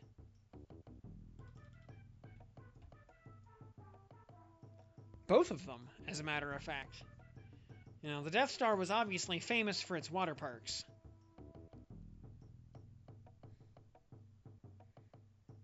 Otherwise, the Arcadian Republic, you and I, possibly even the entire world, may not survive. Agreed, Pope Omot. And welcome aboard, Mr. President. Ashy. Ashy. Yeah.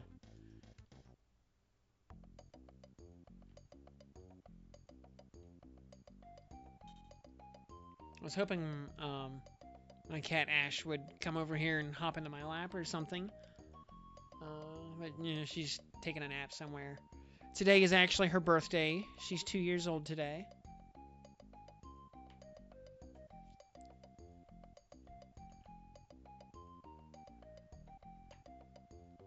So, yeah, I got her some new toys and brought home a rotisserie chicken I carved up, and, you know, she, my dog Chip, and I all split it.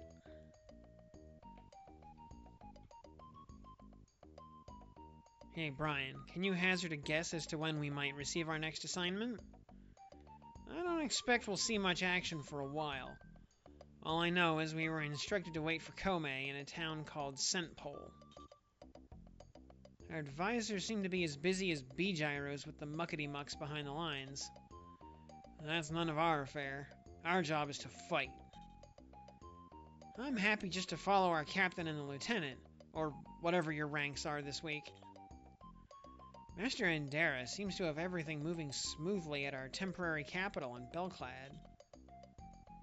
Maybe peace will really come to this land, and everyone looking for a quiet life will find a home. Yep, and I guess we're the baddest-ass peacemakers on the block.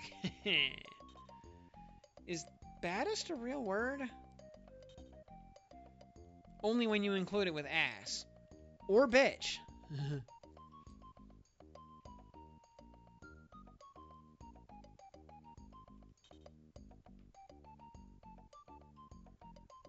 I hope they have plenty of beer in this place called Scentpole.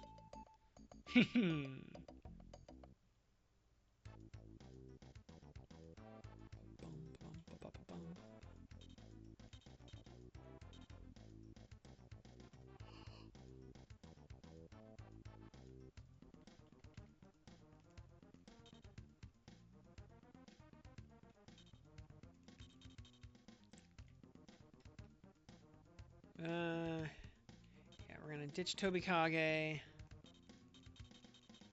Put Shane back in. Though...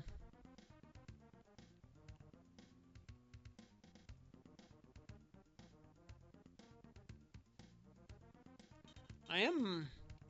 Man, I would really like to get Dan back in the party. I am...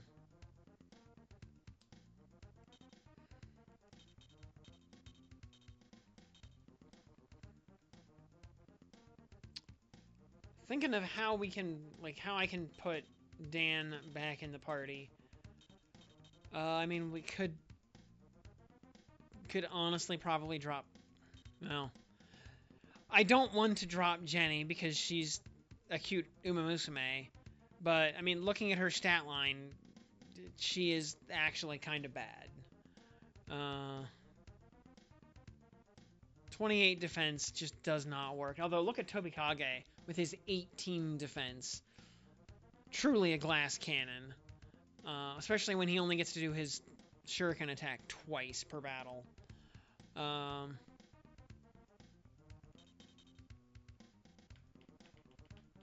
Jenny has less defense than Eris, despite being 6 levels higher.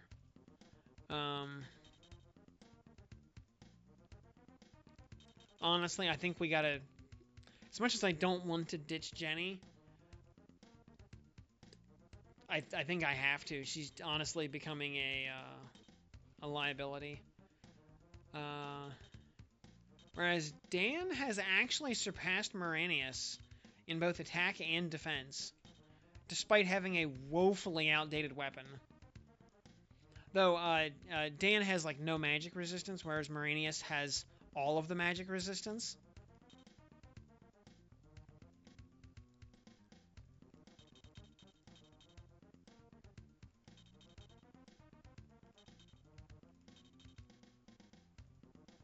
What about Shim? 3629. Actually, even worse. He's just... I mean, he's basically magic immune, except for lightning. He takes, you know, a little bit of lightning damage. So, good anti-mage unit, conceptually. But we don't have a problem with mages. Yeah, his attack and defense are just bad. Yeah. Yeah, 36 attack and 29 defense. Yeah. Means he's got one more defense than Jenny, and less attack, and 57, and a little bit less HP.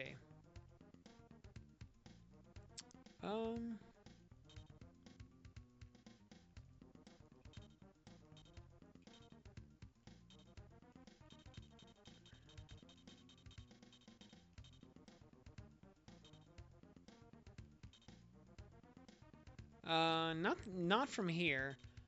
He has 38 MP, so he's got something going for him. He probably has some lasers or something.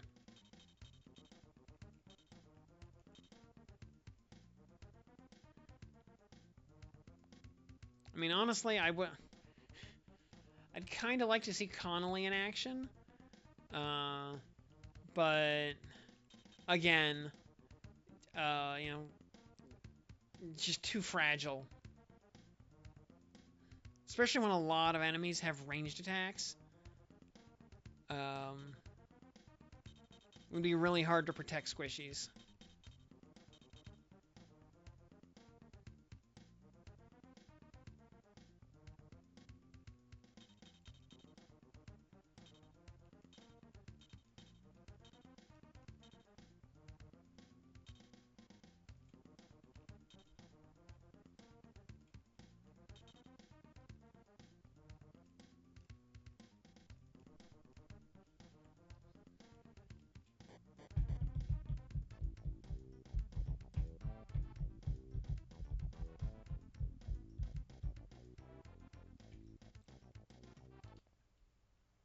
And it seems like we're also getting to a point now where specials are not necessarily one-hit kills on everything we see. They frequently are, but not always.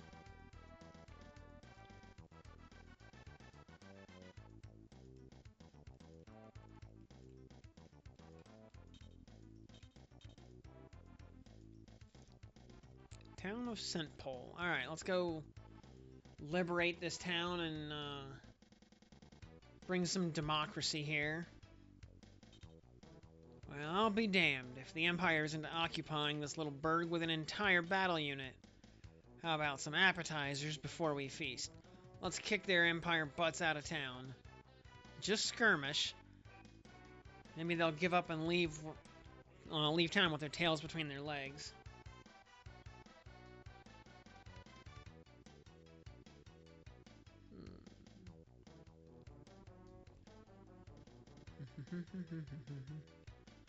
Alright, so if we just kind of taunt them a little bit, they should just leave. Alright, we got some slightly stronger skeletons down there. 9 Harse. So, stronger Dullahans. 64 HP, 54 AP, 38 DP. Alright, they are not to be disrespected. Rick rolls. 60, 48, 38. Okay, yeah. They're gonna do some damage with their fire breath.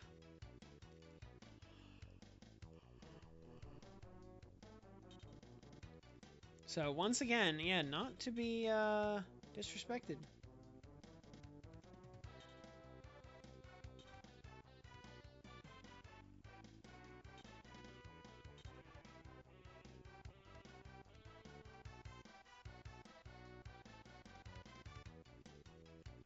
actually going to send Moranius out this way.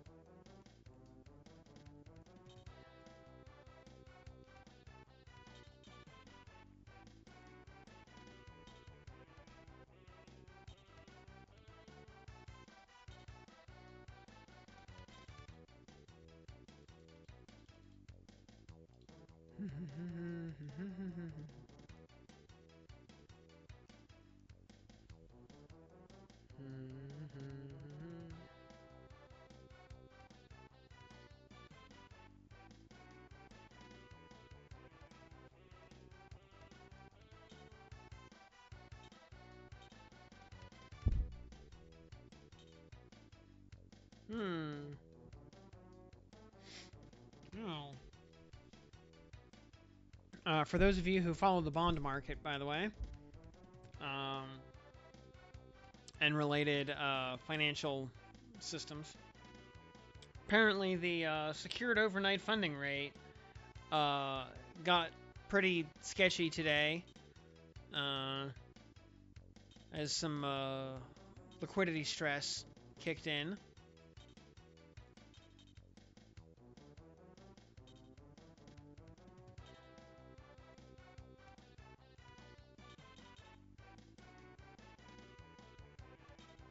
Oh, what you got for us here? This guy accidentally created one of the most American videos of all time. Alright, let's see here.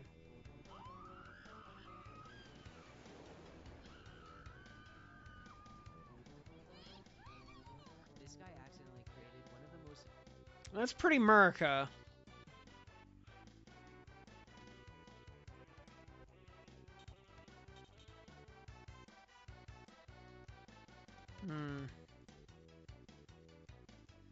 Okay. That Rickroll is going to come down. They have 2 lightning res.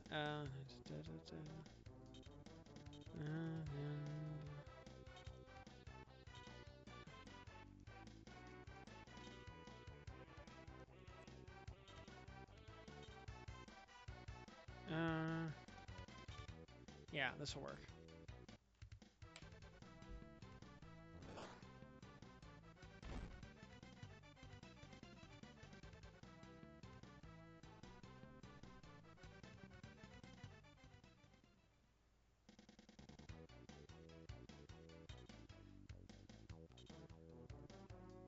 Interesting. It went for Ein. All right.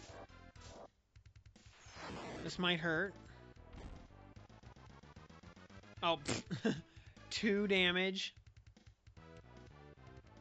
That all you got?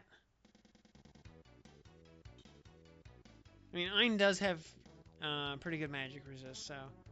And I guess it makes sense, but still. 2 damage? Don't be bringing that weak-ass shit up in this Humpty Bumpty.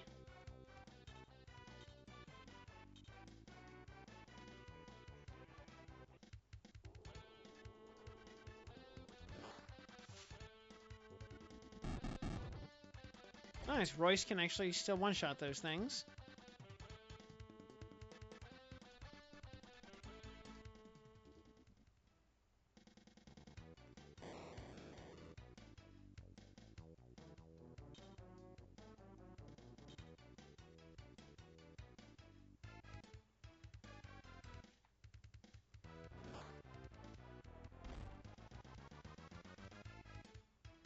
Criminals exchanging stuff mid-drive on highways now.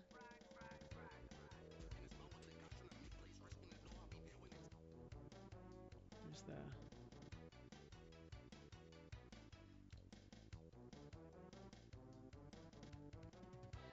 Trying to do some, like, Fast and Furious stuff.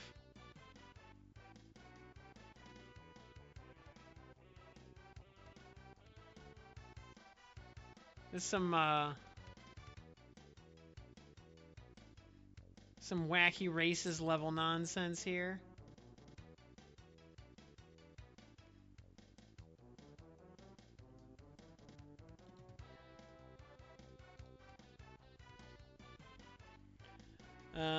Let's see, what do we got? Alright, that. Alright,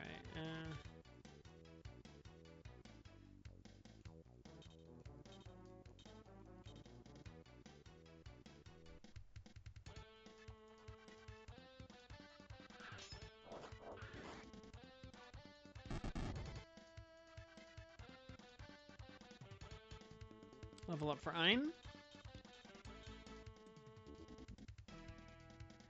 Yeah, no, that part, that part looked really AI generated to me. Like, there's no way that was real. That looked entirely AI.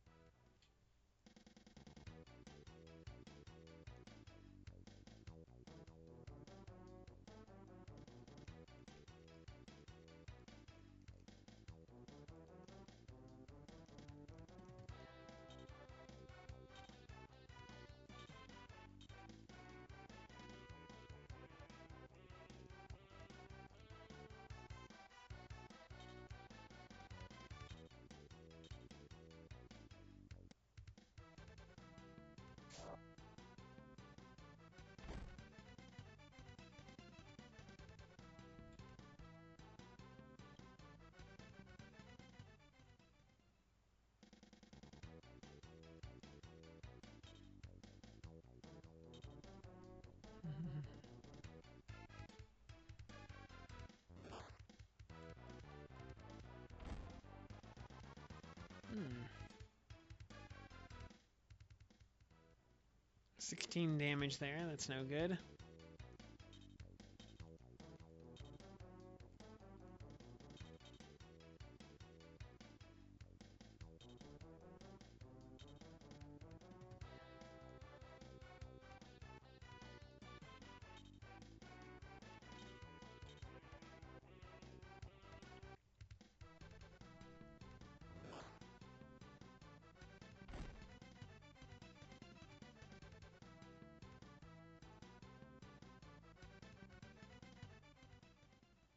Yeah, that's what I mean. Yeah, that. Yeah, the oil. Like that. Like, I'd bet $1 that was fake. That looked very fake, very AI generated.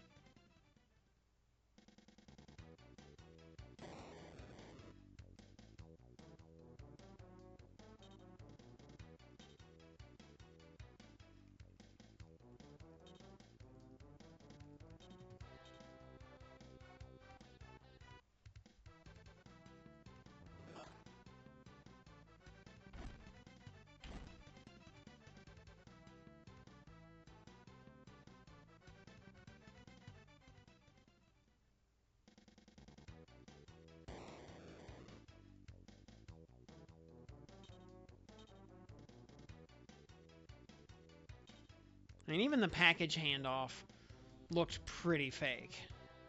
On subsequent viewings.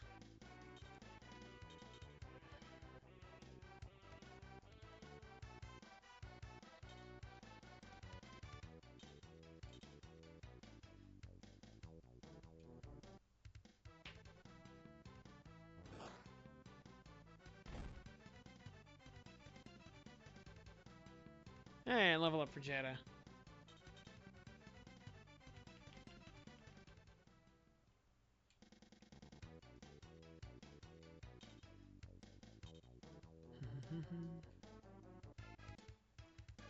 Toria! Nah. 2 whole damage.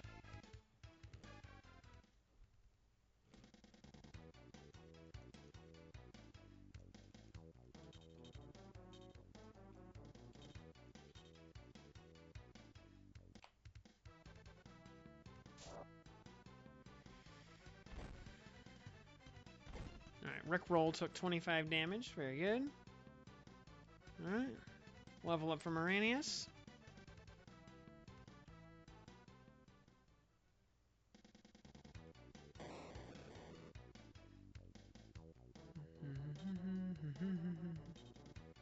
Alright, the skeletons are walking up.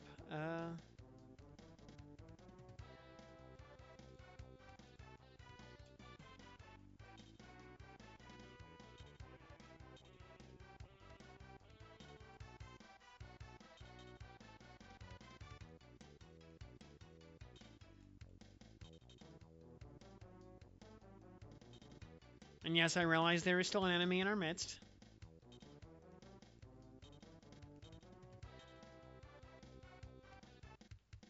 I'm letting Dan take a crack at him.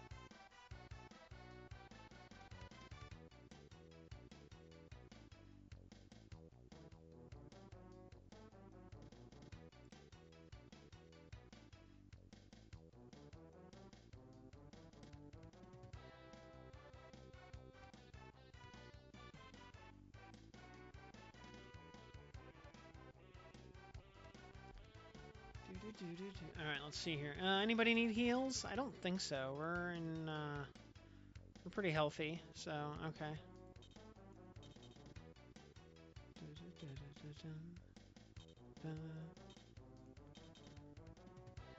And there we go. That was all we had to do, actually.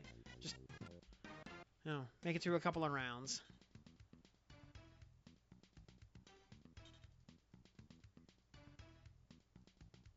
Level up for Royce. And Tobikage.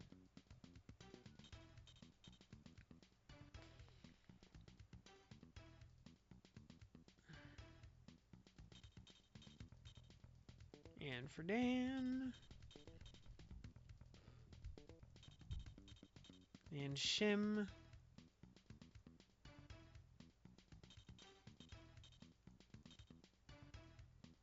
Alright, still maximum ethics meter.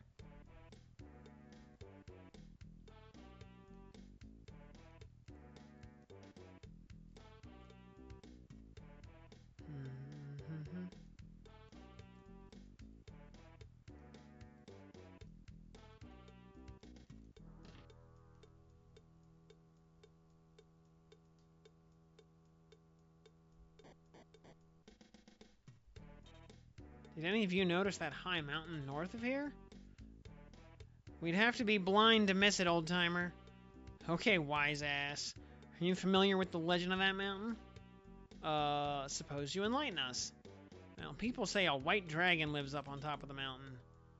That dragon is associated with another legend, one tied to the mysterious Sword of Skuld. Arr? Hey, Brian, could that be the same sword that nearly wiped us slick? I don't know. Say, fellow, do you have any details concerning this Sword of Skuld? Surely do. I even recall the lyrics to a song my grandfather passed down. It goes like this. Hatred forged it eternally, under the gaze of a solitary eye, a sword of final judgment, when the chosen's power is nigh. As in the beginning, the land shall turn empty. Where laughter was born, just islands in the sea. Well, that's it. Only an old song. Sounds ominous, but no one understands its meaning. I can also tell you that the word Scudelia is said to be derived from the word skuld. You don't say. Somehow, our homeland may be connected to the beginning and end of an era on Mildred Scars. But all of this is just legend, and maybe even a meaningless superstition, but who knows. Well, I believe the Sword of Final Judgment might also be called the Executor. Yeah, and the solitary eye may belong to either a Cyclops or a Golnareem, right? Could that also mean that the Chosen is Cobalt? Not necessarily. The solitary eye might refer to the creator of the Sword of Skuld. Which do you believe it is? I'm not sure, but the White Dragon may have the answer. Here's an idea, Brian. Kome hasn't arrived yet.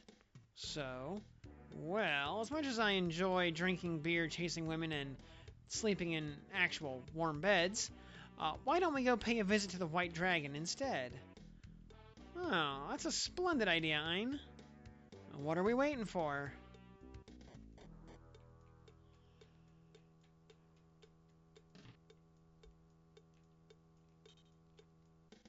Those soldiers swooped in here a short time ago.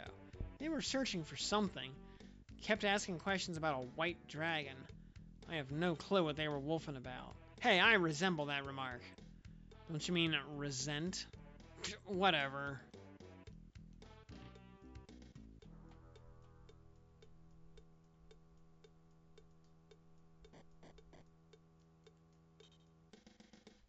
My dad told me to increase my strength, but the harder I work, the worse I get knocked around by bullies. What's the point?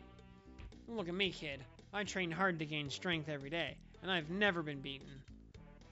Then why doesn't it work for me? Because you don't try hard enough, that's why. You gotta stay in school, drink your milk, and don't do drugs. Well, you may need to work twice as hard as the next guy before you start winning.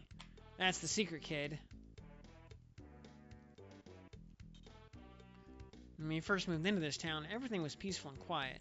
Now, war seems to be raging in all directions. It's really nerve-wracking. Can't someone put a stop to it? No AI here, though. Okay, let's see. What do we got?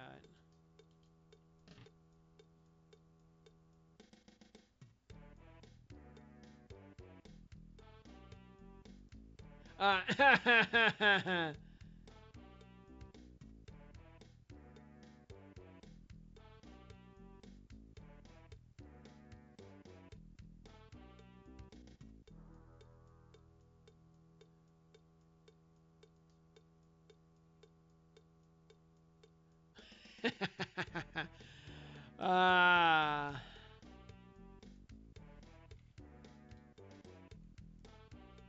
Classic.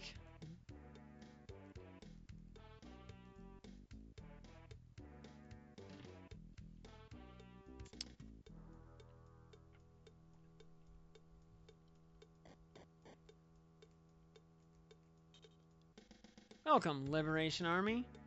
Just so you know, I try not to sell much to the Empire soldiers. I hide the rations whenever I see them approaching. But you're welcome to anything I have. If what you just said is true, I would categorize you as a good Arcadian merchant.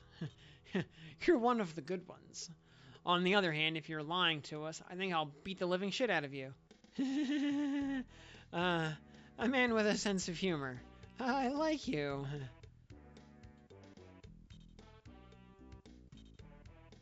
What do we get here? Thor Blade, 26 power.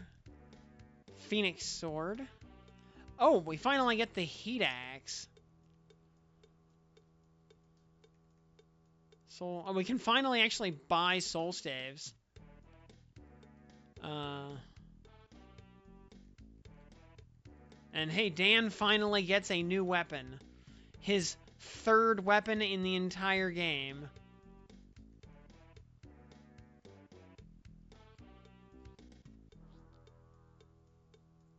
I'm gonna venture a guess that the Heat Axe, you know, casts fire or something.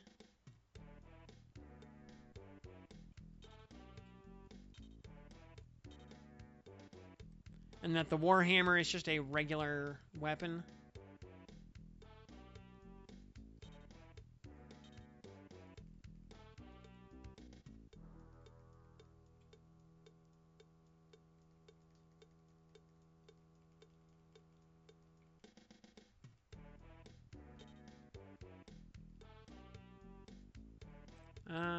Jetta cannot use Iron Pylum.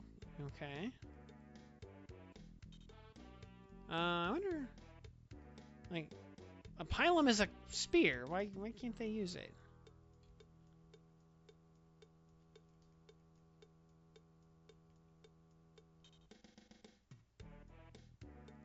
Alright, well, he can use it.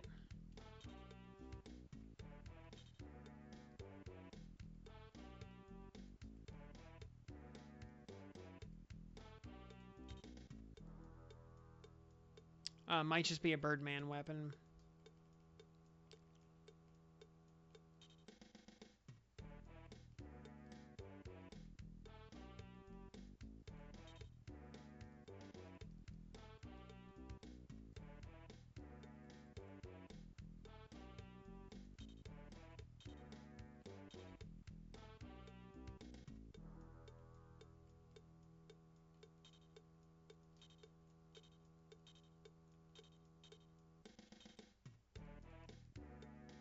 And despite, like, being something of a katana user, Ein cannot actually use this Phoenix Sword.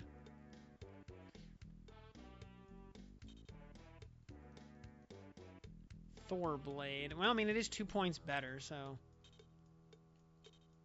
might as well.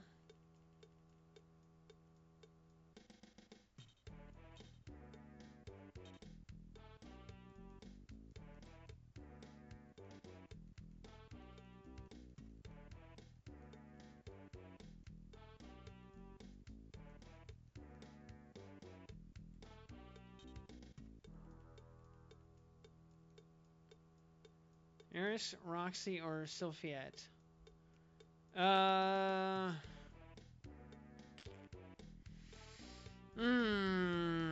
There's no wrong answer there. But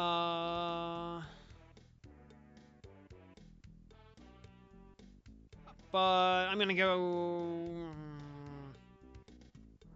Yeah, I gotta be basic and say Roxy.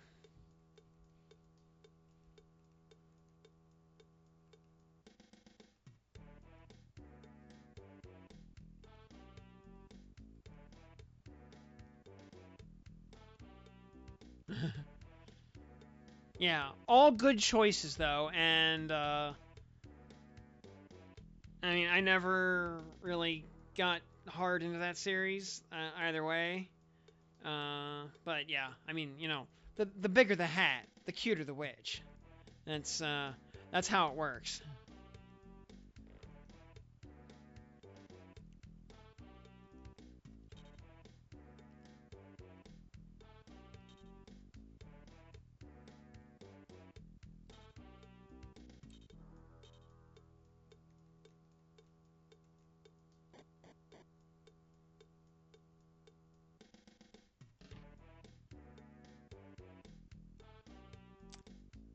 Two Aisha, one Norn. Okay, I mean, Norn especially. Very respectable answer.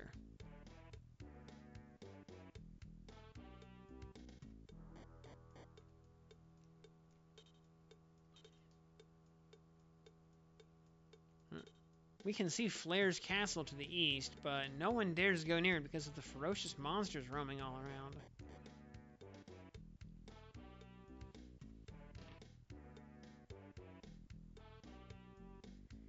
Oh yeah, speaking of bigger the hat, the cuter the witch.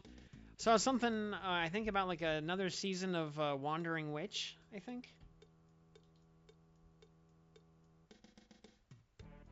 Also, this thing you just sent me here. Electronic Arts being bought by Saudi Arabia.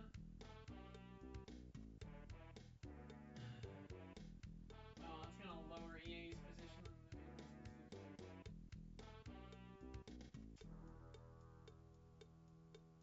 Yep,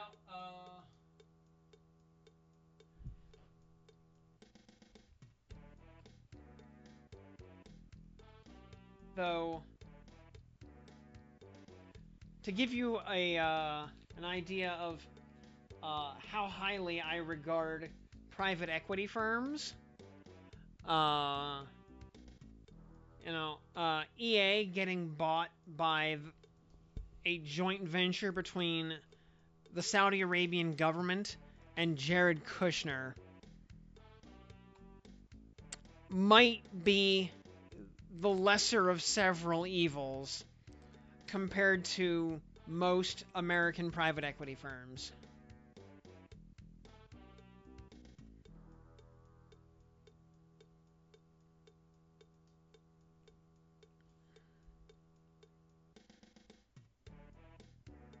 With, the asterisk of, yes, I know that Jared Kushner's line of business is private equity.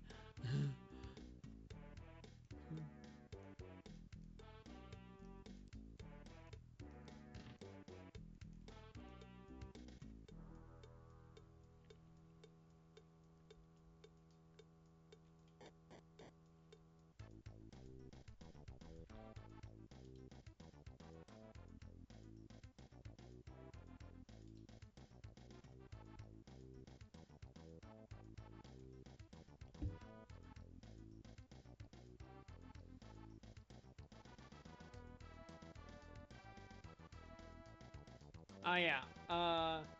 Yeah, new anime project in development for Wandering Witch, The Journey of Elena.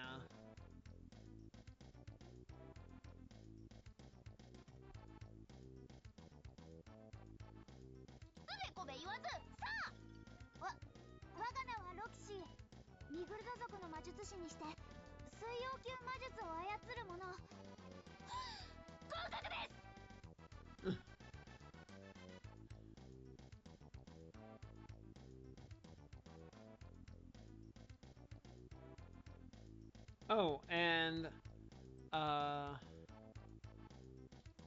wait. Wait. Magical Girl Lyrical Nanoha exceeds Gunblaze Vengeance, scheduled to broadcast in 2026. Wait, what? New Nanoha anime?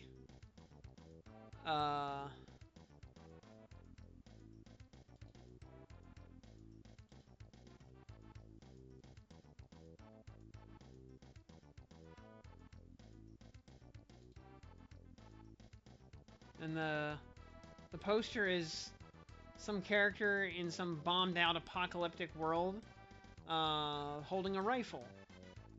Alright. I am,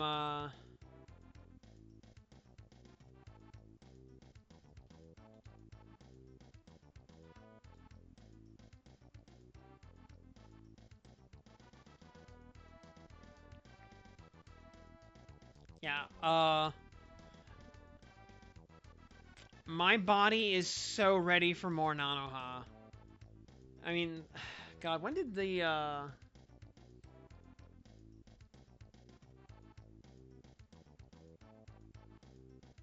last,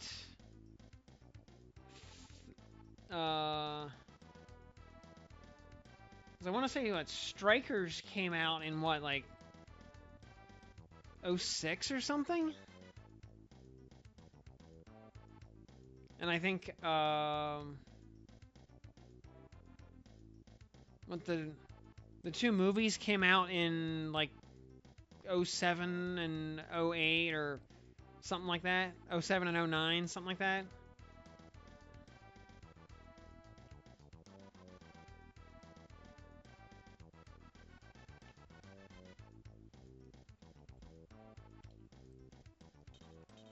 I'm gonna just save real quick here.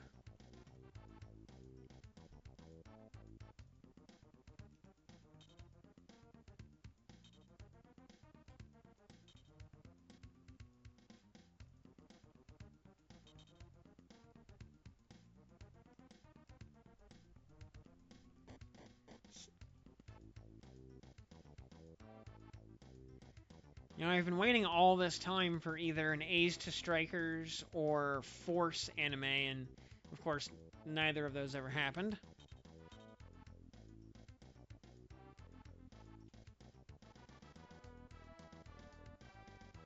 Lots of zombos out here.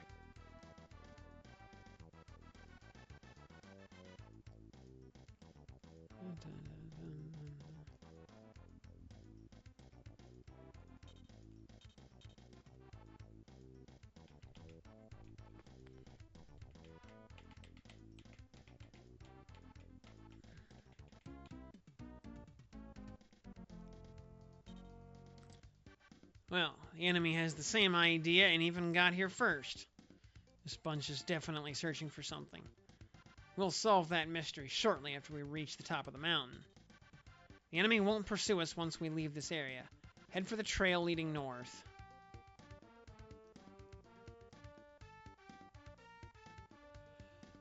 Oh, cripes. This is gonna be a long map, huh?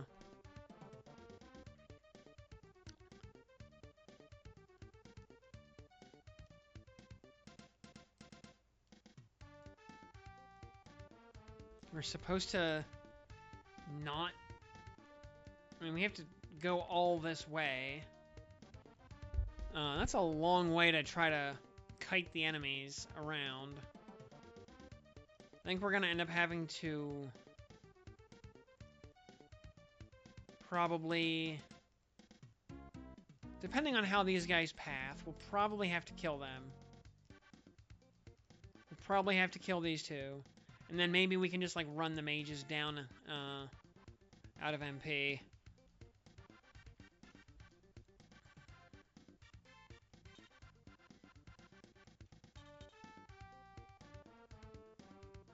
Movie started in 2010, okay. Yeah, they could have either cut it in half or just added even more. Yeah, no, I totally agree. Like, the first half of the series could have just been condensed into, like, a 2 or 3 part OVA, and they would have lost nothing.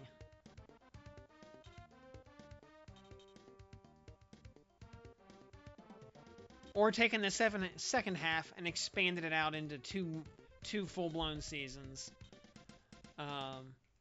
Instead of having to rush through it.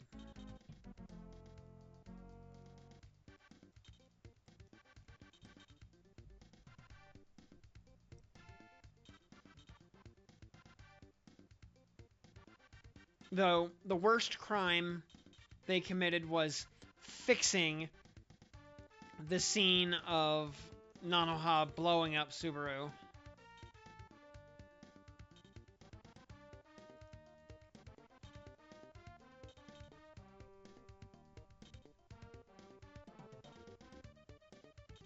The broadcast version of that scene is so much better than the Blu-ray version.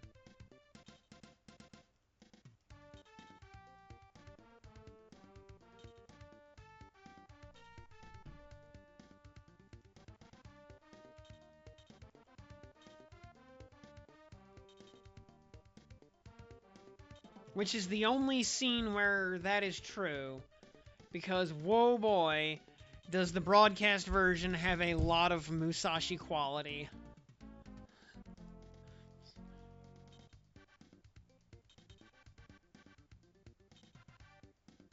You know, that was at the peak of the Musashi quality era, where broadcast anime was just a trailer for the Blu-rays.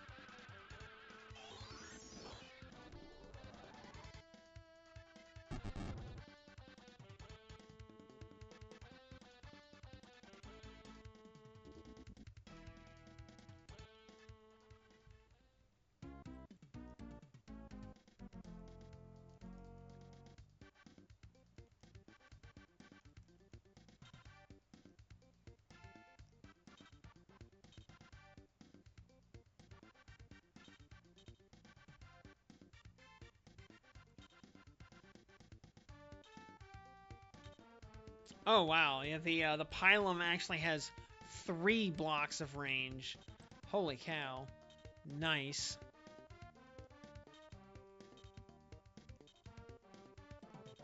In addition to having 7 more attack power than the trident.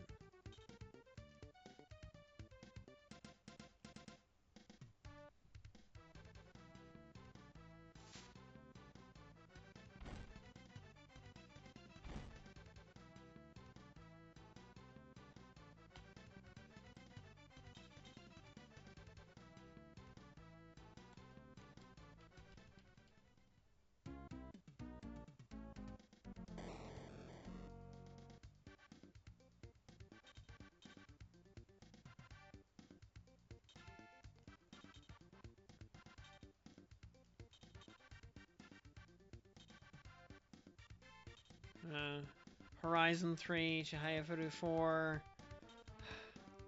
Yeah, that,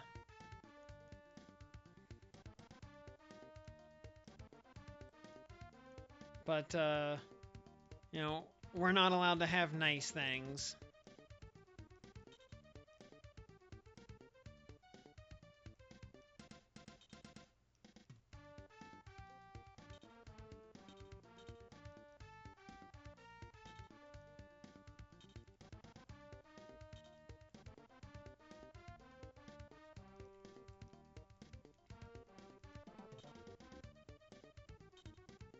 Hmm.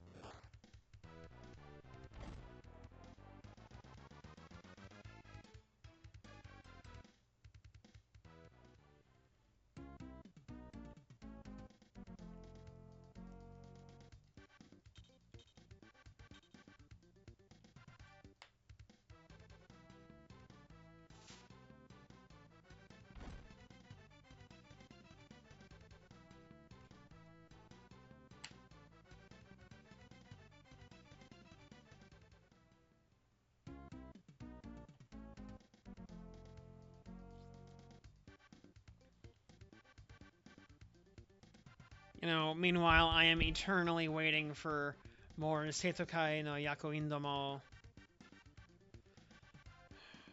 Or, Gag Manga Biori. You know, or, you know, the one thing everyone truly wants, more Nichijou.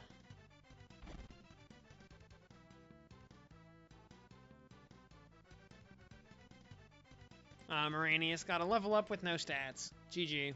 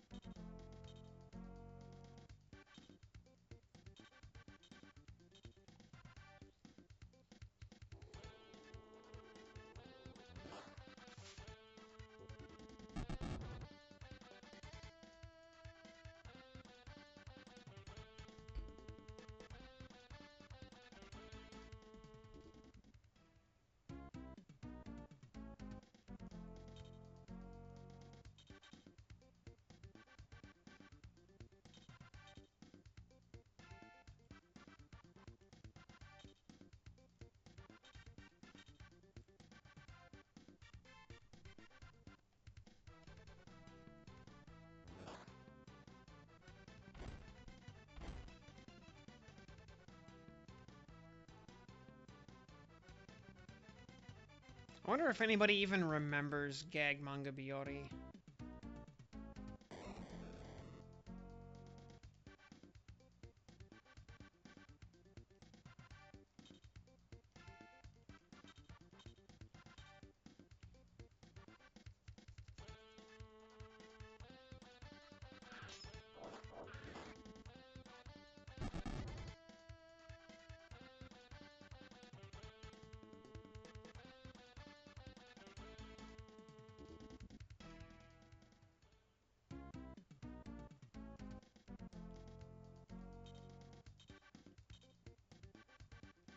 Or, you know what I really want? A Rance anime. And yeah, I know they did a couple of half-assed OVAs. I mean, a real Rance anime.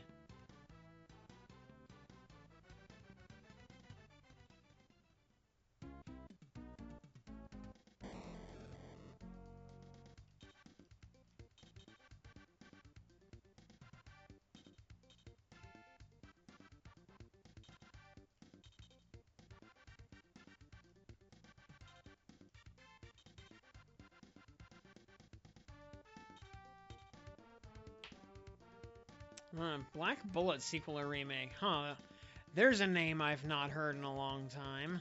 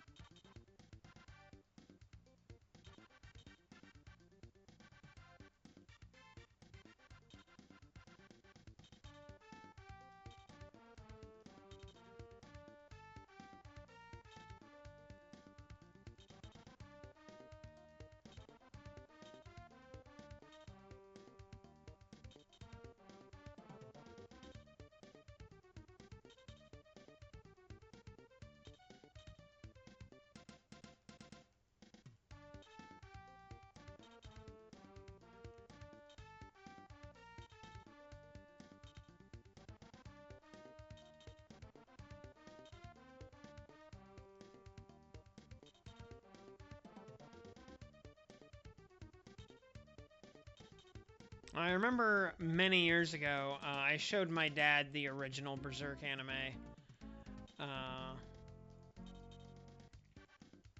And he got all pissed off at the end because, you know, the anime ends at the end of the Golden Age arc, or at the climax of the Golden Age arc in the middle of the eclipse.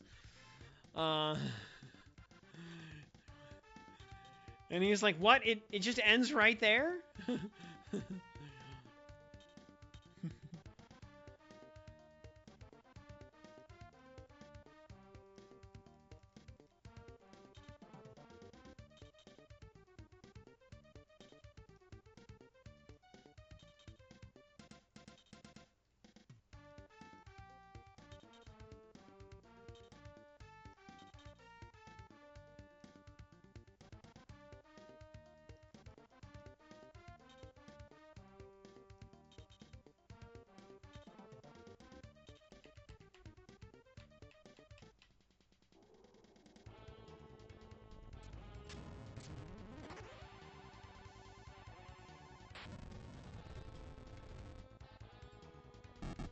Eight hull damage.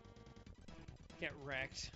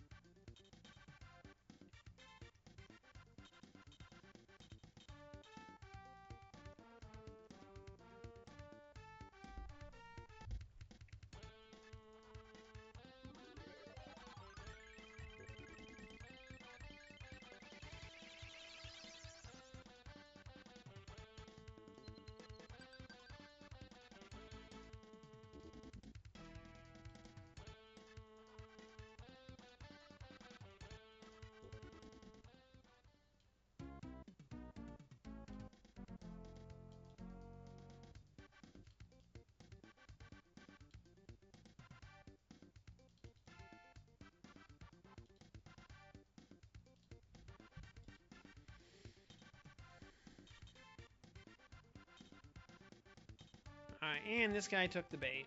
Very good.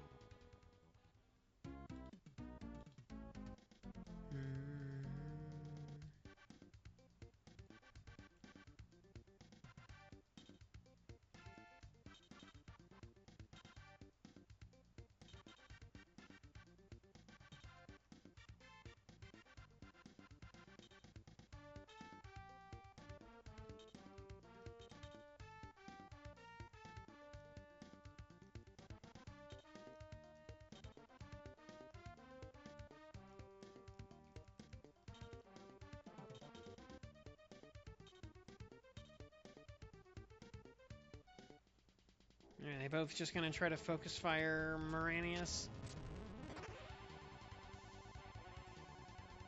Well, they can try all they want. They're gonna be out of MP. Because they're spending 20 per cast to do that.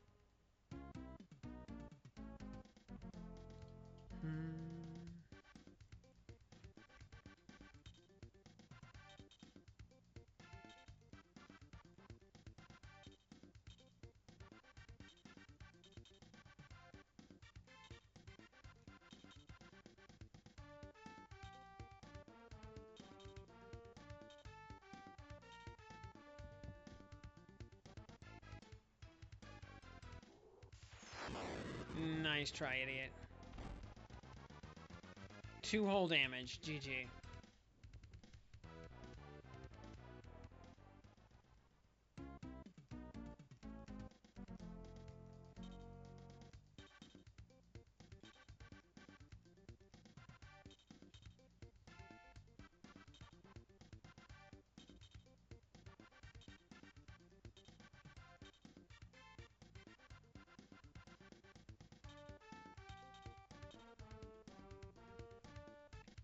And we'll heal up the party, though, just in case.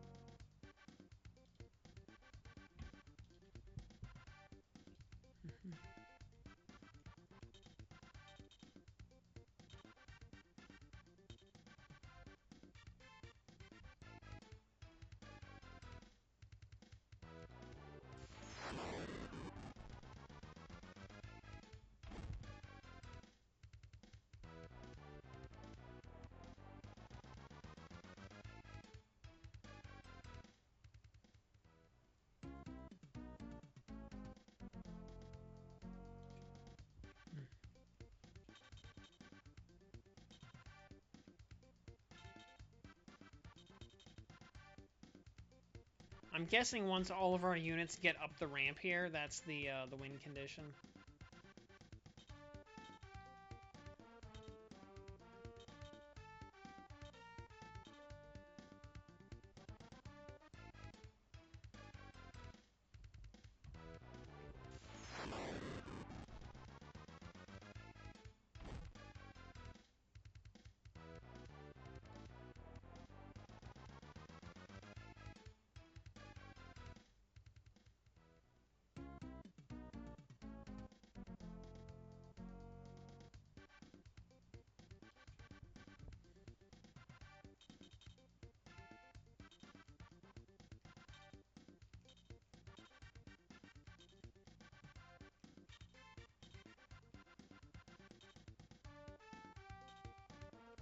Oh wait, yeah, they're like immune to magic basically, so.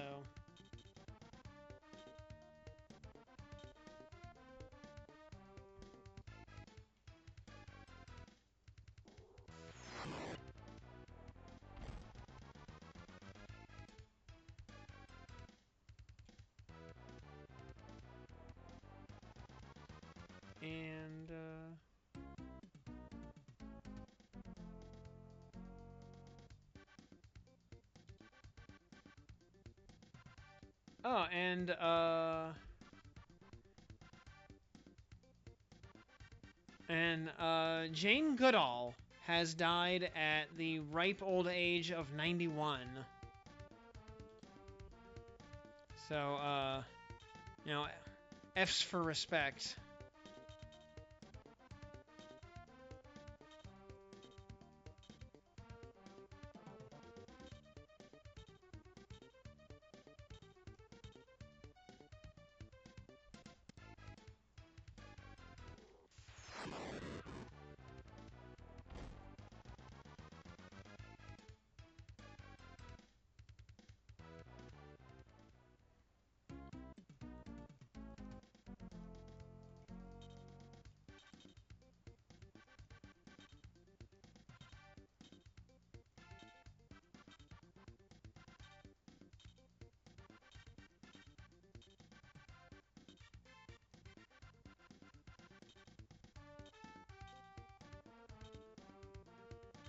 How much further north do we all have to be?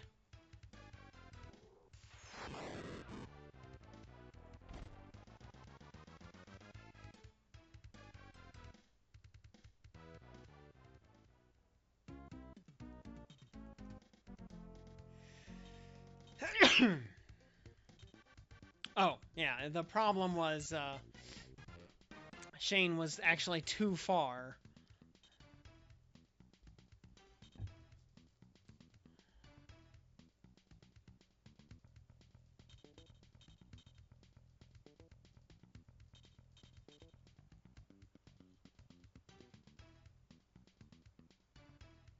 Alright, level up for Jetta.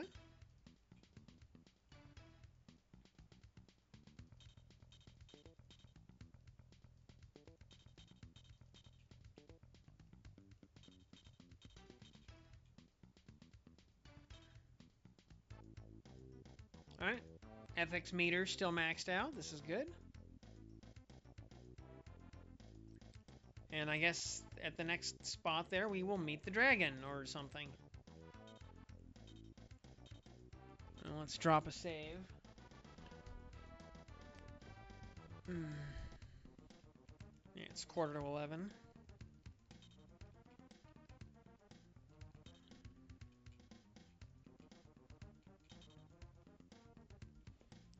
Let's drop a save state here, just in case.